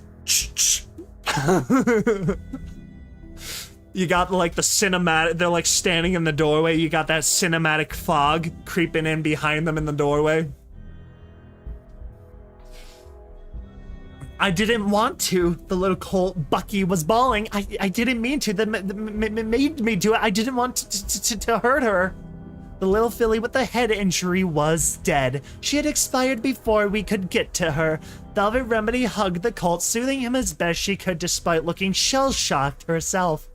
We had saved 9 foals in all. That's a pretty good number. There had been 3 outside, one with a black coat who had curled up so far inside his cage that even Calamity hadn't spotted him. To our surprise, he was a Pegasus, great-grandson of a Dashite named Radar. Radar? I don't know, Radar. Calamity had heard of the rogue Pegasus. Last one to give the Enclave the kiss off, he told me before my time. Before my time. I was putting the burden of getting the foals to safety on the 3 young heroes. The yard of the cottage had a wagon. Honestly, you know what? Props to the Enclave in this. At least they don't just execute their members. They banish them. You know? Honestly, I gotta respect them a little bit for that.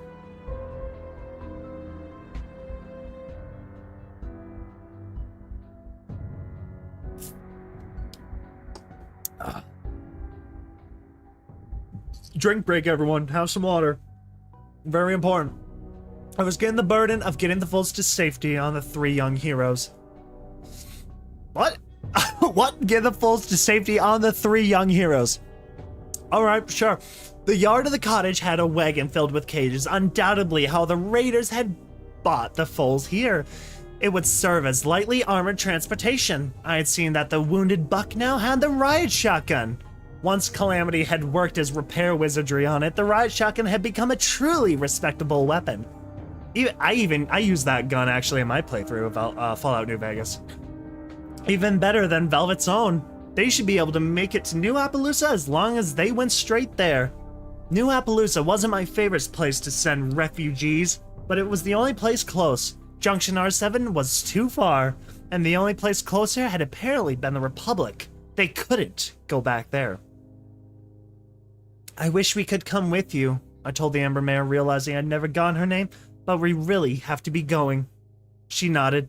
Thank you. The Wasteland Heroine would be proud of you. I looked obliquely reddening.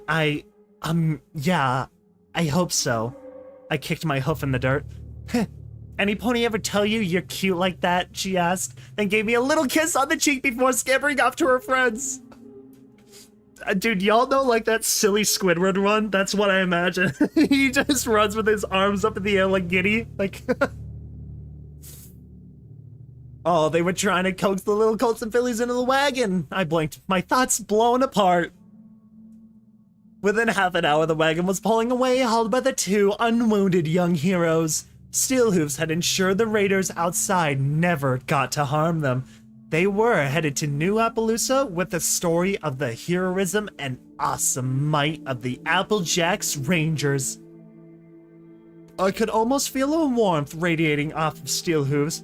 He had done Applejack proud, and he knew it. I hoped he was finally beginning to really heal. I turned and looked at Velvet. She had managed to hold it together until the wagon was moving, but as I watched, she began to tremble, then collapsed in sobs. Calamity was there to catch her. Why does it all have to be so horrible? Velvet sobbed. How can these horrible creatures be ponies? I stared at the ground, having wondered the same thing. We fight and hurt and bleed to make Equestria better, Velvet said, burying her face into Calamity's neck. But you can't stop something until you take away its reason for being that way. I thought of the pink cloud and... But there's no reason for the raiders, no reason for them to be so vile. No reason at all. Honestly, that's so true. You know what? You know, as long as the sniper...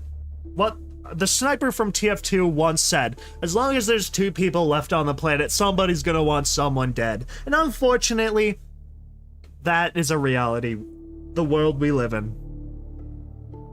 Don't matter who, somebody's always gonna be angry. Or see something differently.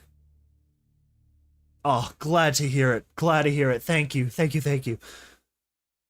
The sun was setting as Calamity landed the Sky Bandit at the edge of Splendid Valley. All about us were dead ponies and the strewn wreckage of a military camp. One of Red Eye's banners, slightly scorched, flapped in the wind. Well, we're fucked, Calamity said as he detached himself from the Sky Bandit's harness. After the other morning, he had jury-rigged a quick release mechanism. He had spent the last few hours skirting the boundary of the valley looking for this camp. This was one of those parts of the plan I had told him before extracting my memories.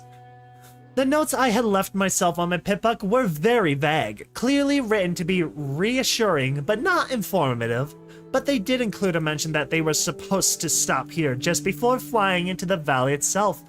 I wasn't sure exactly why, but I suspected it had to do with whatever I had gone into Red Eye's encampment around Ten Pony Tower for. Something important enough that I took another party time mental, so I was really hoping it was damn vital. Or maybe not, seeing as whomever we were supposed to meet here had been dead for days. Large black birds were picking at the carcass.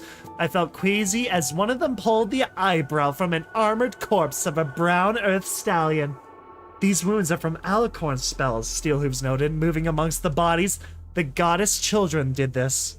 A total massacre and not a single alicorn dead. Damn. I'm guessing this means the goddess and Red Eye ain't even pretending to be on the same side anymore. That's a fair point. They aren't playing around now. It's war. Not necessarily, Steelhooves offered. This could be some preemptive strike, or maybe she just didn't like part of his army sitting this close. The more I saw, the more this struck me as part of the forces that withdrew from Ten Pony Tower. Either way, I doubt Red Eye has the benefit of instant communication. There's a good chance he doesn't know what happened, and when he finds out, the goddess could piss this off as unfortunate attack by something out of the Everfree. Is that it then? Calamity asked me. Plan over? I shook my head. I don't know. I was the wrong person to ask. I looked around for Zenith. She had disappeared again. Velvet was curled up in the Sky Bandit. Firelight was stroking her with a wing. Look, if we're still a go, Calamity told me, I want to leave Velvet back here with Steelhooves. She's not in any shape to be doing anything else right now. I agreed, assuming, of course, that the plan allowed them to remain behind. Damn it, where had the zebra vanished off to this time? I rotated and jumped back as I found myself muzzle to muzzle with the striped face of our zebra. What we need is still here, she said cryptically, her exotic voice low and urgent. We best move swiftly. I have seen the goddess children just beyond the ridge. They are engaged with a hydra, but the battle will not last long. A hydra? I suddenly guessed that had stomped its way past the slaver encampment in Fluttershy's cottage. Do what you must do, little Pip. I nodded, both relieved that things were still on track and stunned by the thought of the hydra. Part of me really wanted to see that battle, but I knew I wouldn't. I checked the notes on my pick book just to make sure, but I was right. Now, it was time for me to put on my blindfold. I peeked. I couldn't help myself as Calamity soared across Splendid Valley, hauling the Sky Bandit behind him. I heard the roars of the Hydra and I just had to look. One peek couldn't hurt, right? The first thing I saw was that I was alone in the Sky Bandit. That shocked me. I felt certain that at least Zenith would be with me as well. I scrambled to the window looking up, but there was nothing to see. Splendid Valley stretched on for miles. I could see Maripony on the horizon, and the crater filled with hundreds of hellhound holes. Thunder cracked, and the Hydra roared again, telling me that I was looking out the wrong side of the passenger wagon. What you moving round so much for? Calamity asked as I shifted to the opposite window. I felt a pang of guilt, but it was swiftly washed away by the spectacle of the battle. One alicorn lay crushed and bloody on the ground. A second was in the mouth of the Hydra's head farthest to its left. The monster was absolutely huge, and the head was almost able to swallow the alicorn whole. Only her wings protruded from its closed maw, fluttering limply as it chewed the life out of her. 3 more alicorns swooped around the Hydra, dodging the remaining heads as they snapped at their prey. One of the Hydra heads sucked its deep breath and blasted out some sort of gas, enveloping one of the goddesses' magically shield children. The purple alicorn shield seemed to protect her. She tilted up a wing, spinning in place as the second maw opened wide and folded in her wings. Do what? There was a flash of light where the alicorn used to be. The head of the gaping hydra exploded with a wet sound. The crumpled and blood-soaked form of the purple alicorn falling to the ground. God dang, that's so cool. I gave the alicorn and sacrificed itself and teleported inside the monster's skull. Quickly, I blindfolded myself again, thankful that my head was too small for such a grotesque tactic. Welcome back, my guest. The chorus of voices drowned out my thoughts. My children will guide you, that you may bask in the presence of the great and powerful goddess. Uh-oh. My head began to throw. Uh-oh, she's back. I felt the Sky Bandit touch down. I waited. According to my notes, Calamity would tell me when I could take the blindfold off. I heard him releasing himself from the harness. I listened as his hoofsteps drew near. He stopped just outside the door, and we waited. Why do you loiter? Don't you know? I thought at her. Okay, little Pip, Calamity said. I lifted the blindfold. There were 2 dark green alicorns standing on the path ahead, and I could see dozens gathered around the Mariponi ruins, just standing there, staring at us, mindlessly. No one-mindedly, I shuddered. I'm not gonna be here when y'all are finished, Calamity told me. His extreme dislike of this plan was clear with every word. My eyes opened wide. I knew I was going alone, but I hadn't realized my ride was leaving without me. What the hell? How was I supposed to? The Pegasus friend pointed towards the section of the rubble. There's your ride out. I followed his hoof and spotted a bit of pink hidden on the wreckage. The Griffin chaser too. I had wondered what had become of that after we left Old One. The goddess grows impatient. The mind is under attack. Yeah, I'm on my way, I thought. I've got what you've asked for. Just hold your alicorns. There's one more set of instructions left in my notes. Keep your eyes forward, sparkle up, stall, and wait for the signal. This time, the goddess alicorns had not led me to the observation room, but right into the heart of the goddess herself. Ew! Is it just a fleshy meat cave? I levitated myself above the dusty lake of imp and stared up between the vats at the floating face of the goddess. Lights on my EFS compass indicated the 2 green alicorns flanking me, and then a vague, intangible haze that seemed to fill the rest of the room. The haze was brightest when I swiveled my head towards the vat that Trixie had fallen into so many decades ago. I found myself dreading this, even as I spoke with her, telling the goddess what I had found. I knew that I was just delaying the inevitable. The black book was in my saddlebags, cold against my flank, and I had brought it here on purpose. I was about to let it fall into the hooves of the absolute worst pony who could ever gain it on purpose.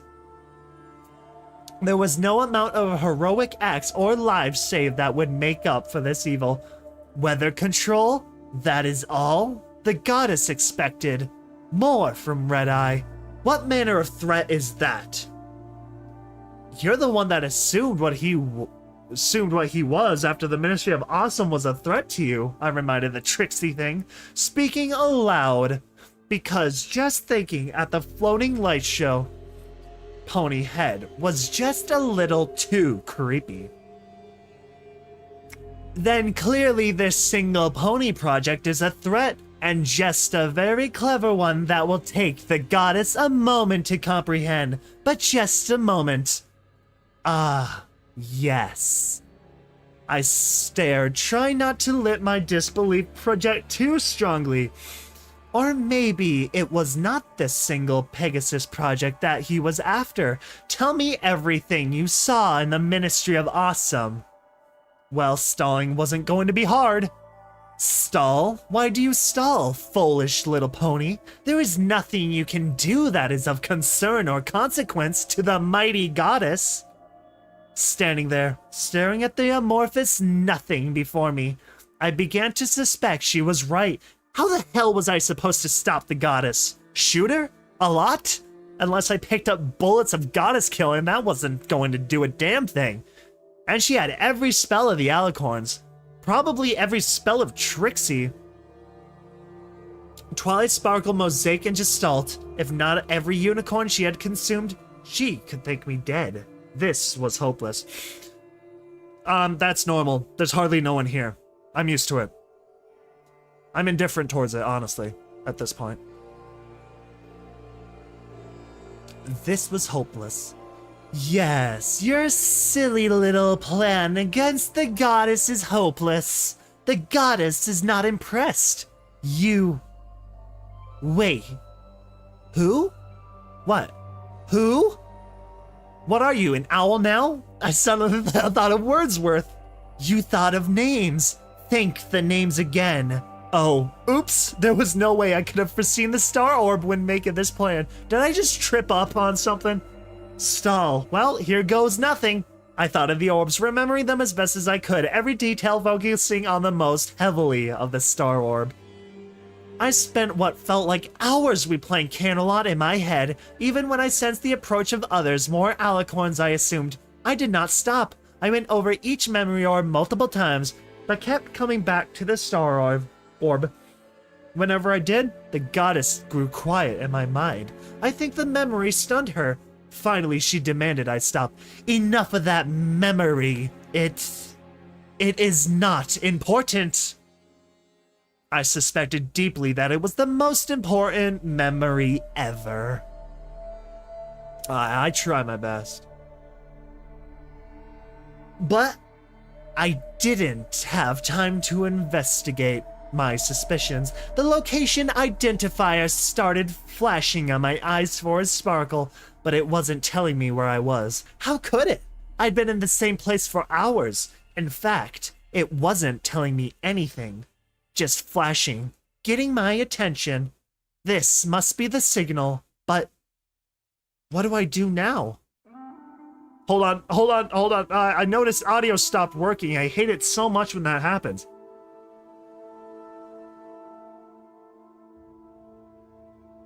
What the heck? Maybe it was just quiet. That's so weird. And then it told me, run. Zenith has planted the balefire bomb beneath Maripony. The bomb has been planted.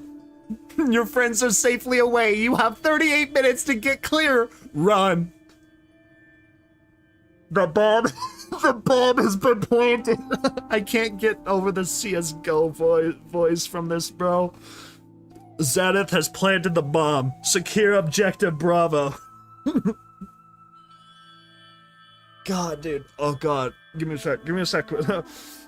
What? The balefire bomb is here? How did it get here? How did Zenith get past all the hellhounds? I knew she was sneaky, but this was beyond the pale. How could I have asked her to take that risk? And I was supposed to get out of range on the damn pedal machine? That's insane!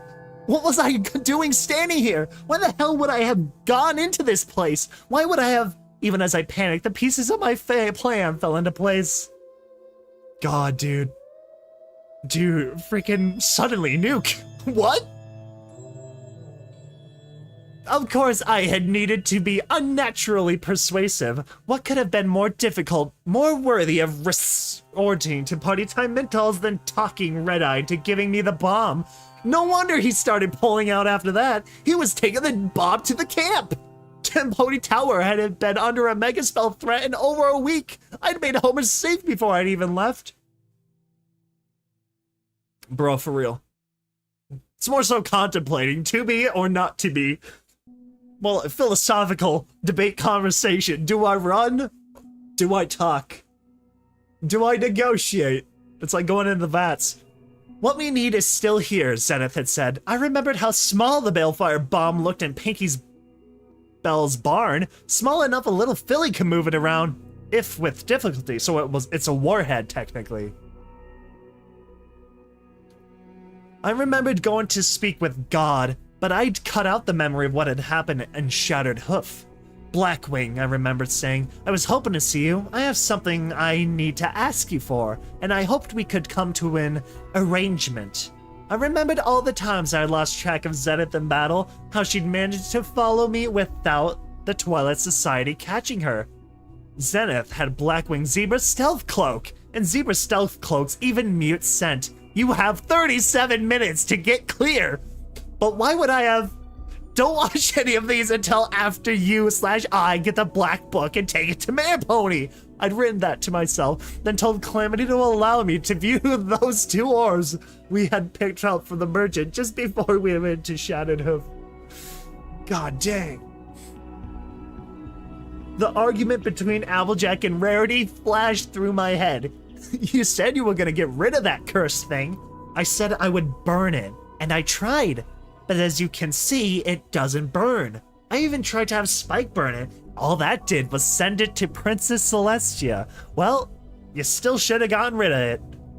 How? I doubt anything short of a mega spell could destroy it, and I certainly don't want to dispose of the book where it could find its way into the wrong hooves.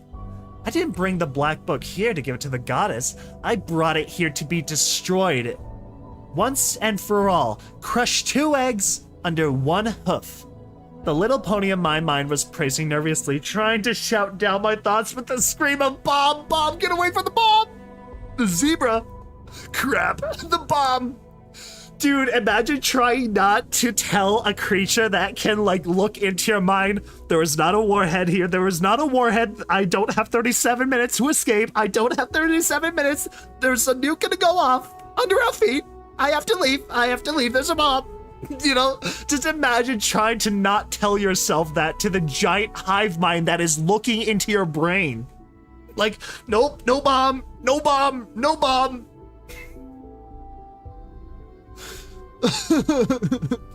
The zebra. Crap. I floated the black book out of the saddlebags and tossed it to the taint. Into the taint. It splashed, then bobbed and twisted in profane black leather, floating with the debris. No, think of all the great things you could do. I backpedaled, my brain finally working. I needed to get out of here now. You could save Twilight Sparkle.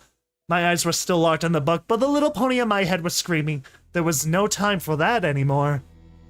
Thump. I backed into some pony. My panic skyrocketed, my heart skipping a beat, and my levitation magic imploded, dropping me into the mucky lake of taint. I'm sorry, what? My panic skyrocketed, my heart skipped a beat, and my levitation magic imploded, dropping... I'm sorry, did she fall into the freaking... Did she fall into the vat? Did she fall into a freaking vat? I spun around to see who was blocking my exit. 3 ponies in Enclave armor stood blocking the doorway. In front of them, a stately dust-colored Pegasus flew forward, dressed in sophisticated gray body with a sleek military elegance. Greetings, goddess, the Pegasus called out, staring up at Trixie's like, dude, this is like a show. This is like the frickin' betray all factions moment. This is where everybody from every faction decides to conveniently show up. God dang. Greetings, goddess, the Pegasus called out, staring up at Trixie's light show, seeming unfazed. Allow me to introduce myself. I am Harbinger, and I am here on behalf of the Enclave. It's an Enclave experiment, all right, Calamity had said about the science project we had found in Old One under orders of Harbinger, one of the Enclave High Council. Oh my freaking god, it's all going downhill! The goddess had more important things on her mind. Children, flee! As did I, desperately searching for a way around them. I could try floating them, but they had wings! I wouldn't be able to hold them in place just by lifting their hooves off the ground. I could try to fight my way through, but these were Enclave. It could be like fighting 3 or 4 calamities, and I would so thoroughly lose. Even if I won, my injuries would assure I didn't get out in time. You have to watch it from the beginning to understand any of it. But it makes it up. It makes it up for it, and I absolutely love it for it. You have 36 minutes to get clear. There is no need to flee, Harbinger assured the goddess calmly. We mean you no harm. In fact, I have come to offer you an alliance between the Enclave and the goddess. Well, that's a frickin' first. What? I froze, my jaw dropping. Wait, what? For the briefest moment, I forgot about the bomb, turning to stare at the Pegasus. The goddess was ultimately genocidal. Her plans for Equestria meant the end of all ponies, and worse, the end of individuality. She was a horror, and the Enclave wanted to ally with her. Fly, my children, save yourselves. Okay, and part of me was a little bit impressed with the goddess. Trixie knew she was about to die, and her final act was to save the alicorns. Damn. We have recently become aware what the pony named Red-Eye is doing, Harbinger stated. We know he... Meanwhile, these two guys, factions... Meanwhile, the goddess and the Enclave here are having a diplomatic meeting. Meanwhile, bomb will detonate in T-minus 36 minutes. We know he opposes you and his plans to overthrow you. His intentions with towers pose a clear and imminent danger to the Enclave and its citizens. His intentions are nothing short of an act of war. Oh, this was not happening. I pressed anxiously in the taint, looking around for an alternate escape route. Oh, goddesses, even if I found one, there would not be enough time to get away. But the Enclave military is, Harbinger permitted himself a chuckle. Let us say, formidable. Should we combine our efforts, I have no doubt that we can deal with Red-Eye and eliminate the threat he poses in its entirety swiftly. I know. Mega is undercutting it. You have 35 minutes to get clear. Oh no. No. This is bad. Need to find a way out now.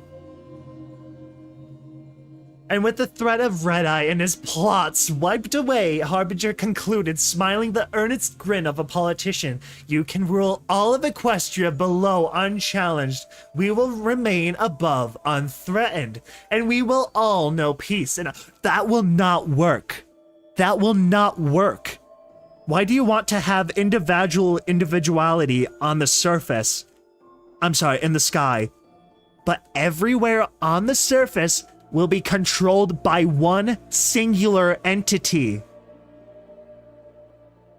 Everything on the surface will be controlled by one singular hellbent entity that wants to assimilate everything. You are dooming it yourself. It's just gonna give the alicorns wings and they're going to invade the freaking world. They're idiots.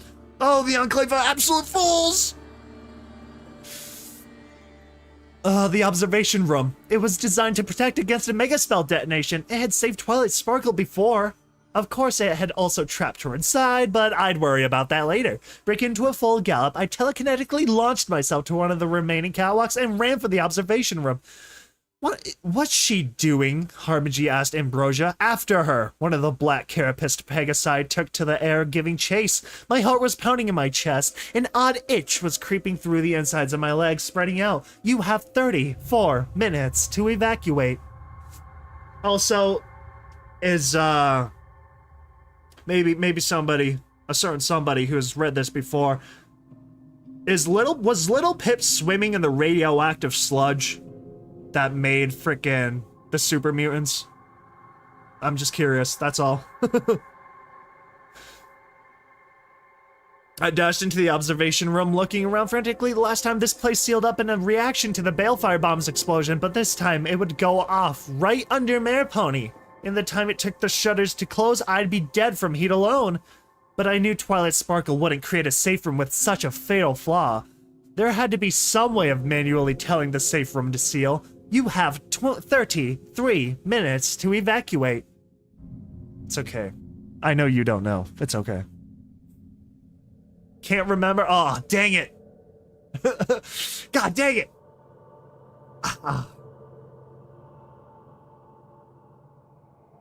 That's okay. I got my answer.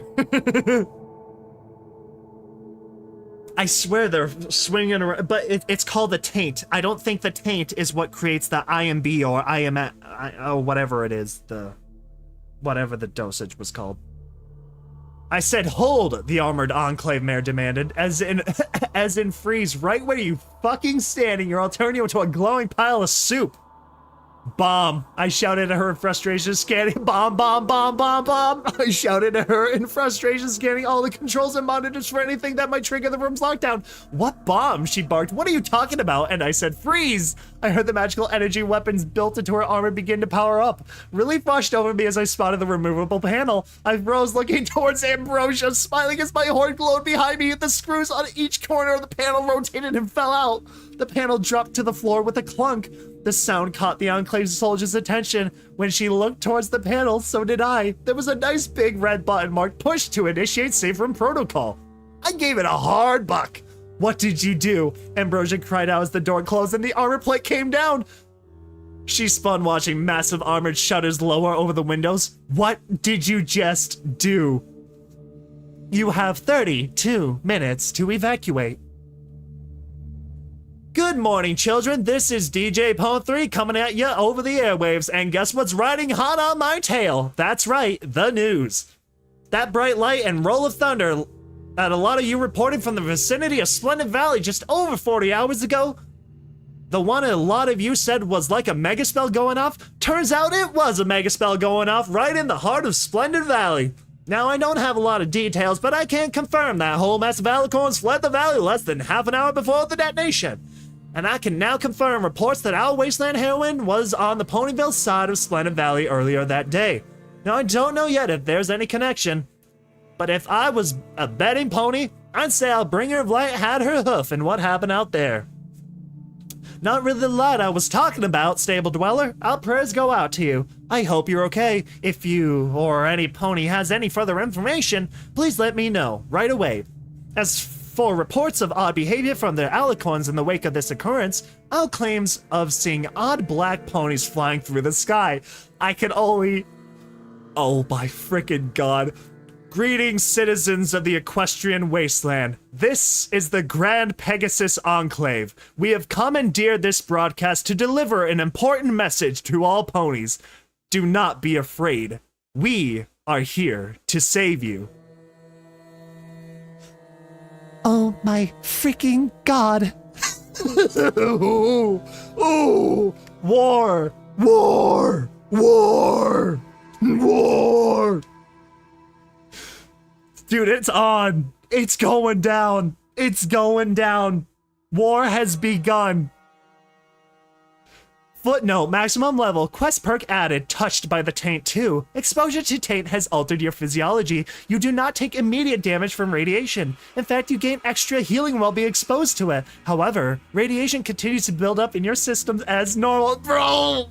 You have no idea how reading that makes me feel. As soon as I read the tapping into the broadcast, greetings, citizens of the Equestrian Wasteland. This is the Grand Pegasus Enclave. We have commandeered this broadcast to deliver an important message to all ponies. Do not be afraid.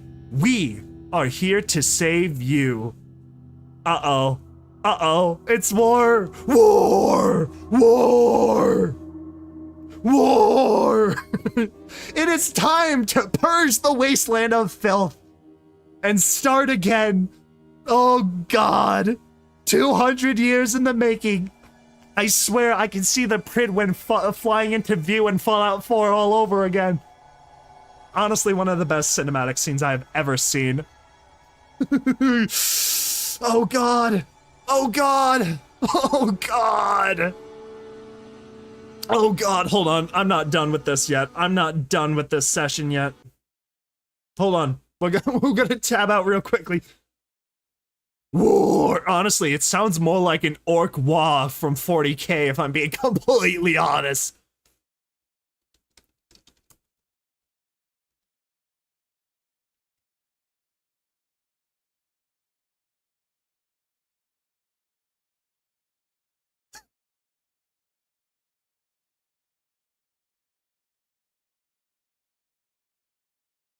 Hold on, we're gonna be watching the frickin' Pridwin arrive in Fallout 4 real quickly.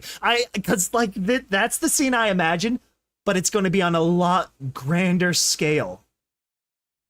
That's what I can imagine, except maybe without the Pridwin because they can fly their Pegasus for crying out loud. Hold on. Is this the right window? Nope, that's not the right one. Bear with me. I want to watch.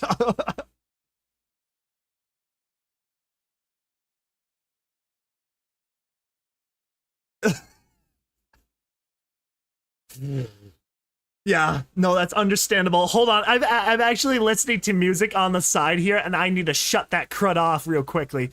Apologies. Okay, hold on. Bear with me. Hopefully this isn't too dark. Nope, can you all hear that? 720p, that's fine.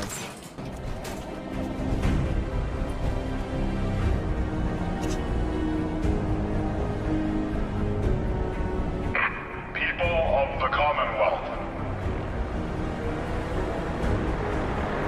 do not interfere. Our intentions are peaceful. We are the Brotherhood of Steel. The Enclave.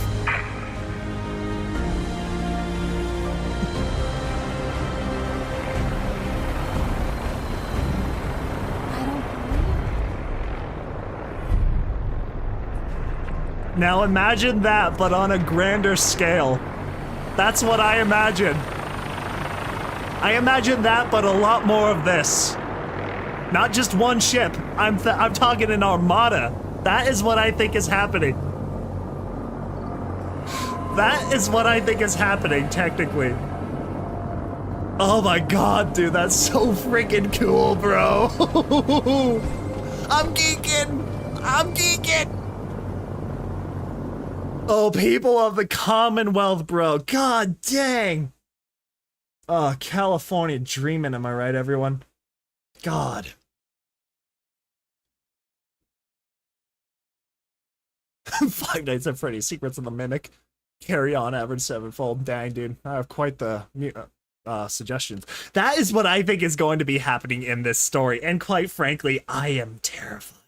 In a good way.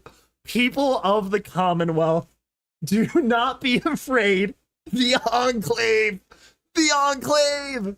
God, dude, I'm freaking out. Next chapter is going to be... Hold on. I'll let me just get the thing back up real quickly here. There we go. Boop, there we go. Back to normal. People of the Commonwealth. Dude, it's so scary. That message was so scary. That was so good. Next part is 30,000 words. That's probably going to be its own part. Then I'll... See, I'm just going to go over my quick plan here, right? This will be its own part. One of these will be its own part.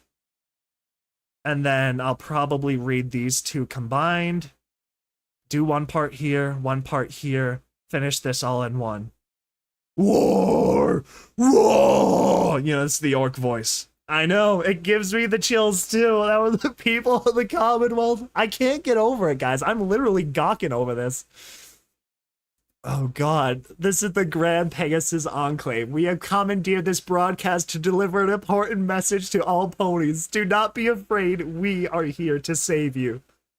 They're not here to save you. They're here to execute everybody. That is what they're actually going to do. That is what that video I just showed you all reminds me of, essentially. But I imagine it, like I said, on a much grander scale. Don't think of one airship. Think about probably like a fleet, an army coming down from the sky. The sky that has been completely cloud blocked, by the way, I should mention, for the most part. It's gonna be so scary. God dang. Yep, that's gonna be the end of this stream anyway, folks. This is it. Next part is 30,000 words, so that's gonna be a chore. We'll probably try that tomorrow. We'll give it a shot. But, yeah, folks. Thank you so much for watching. I'm very excited for this next chapter. This next chapter is gonna be extremely fun. Extremely fun, I can tell. I just want to keep talking. I'm just too amazed with it. That's so cool. Do not be afraid. We are here to save you. I don't feel safe. I feel in danger. God, okay, I gotta end it here. I'm sorry, folks. I'm freaking out. I'm tweaking. All right, folks.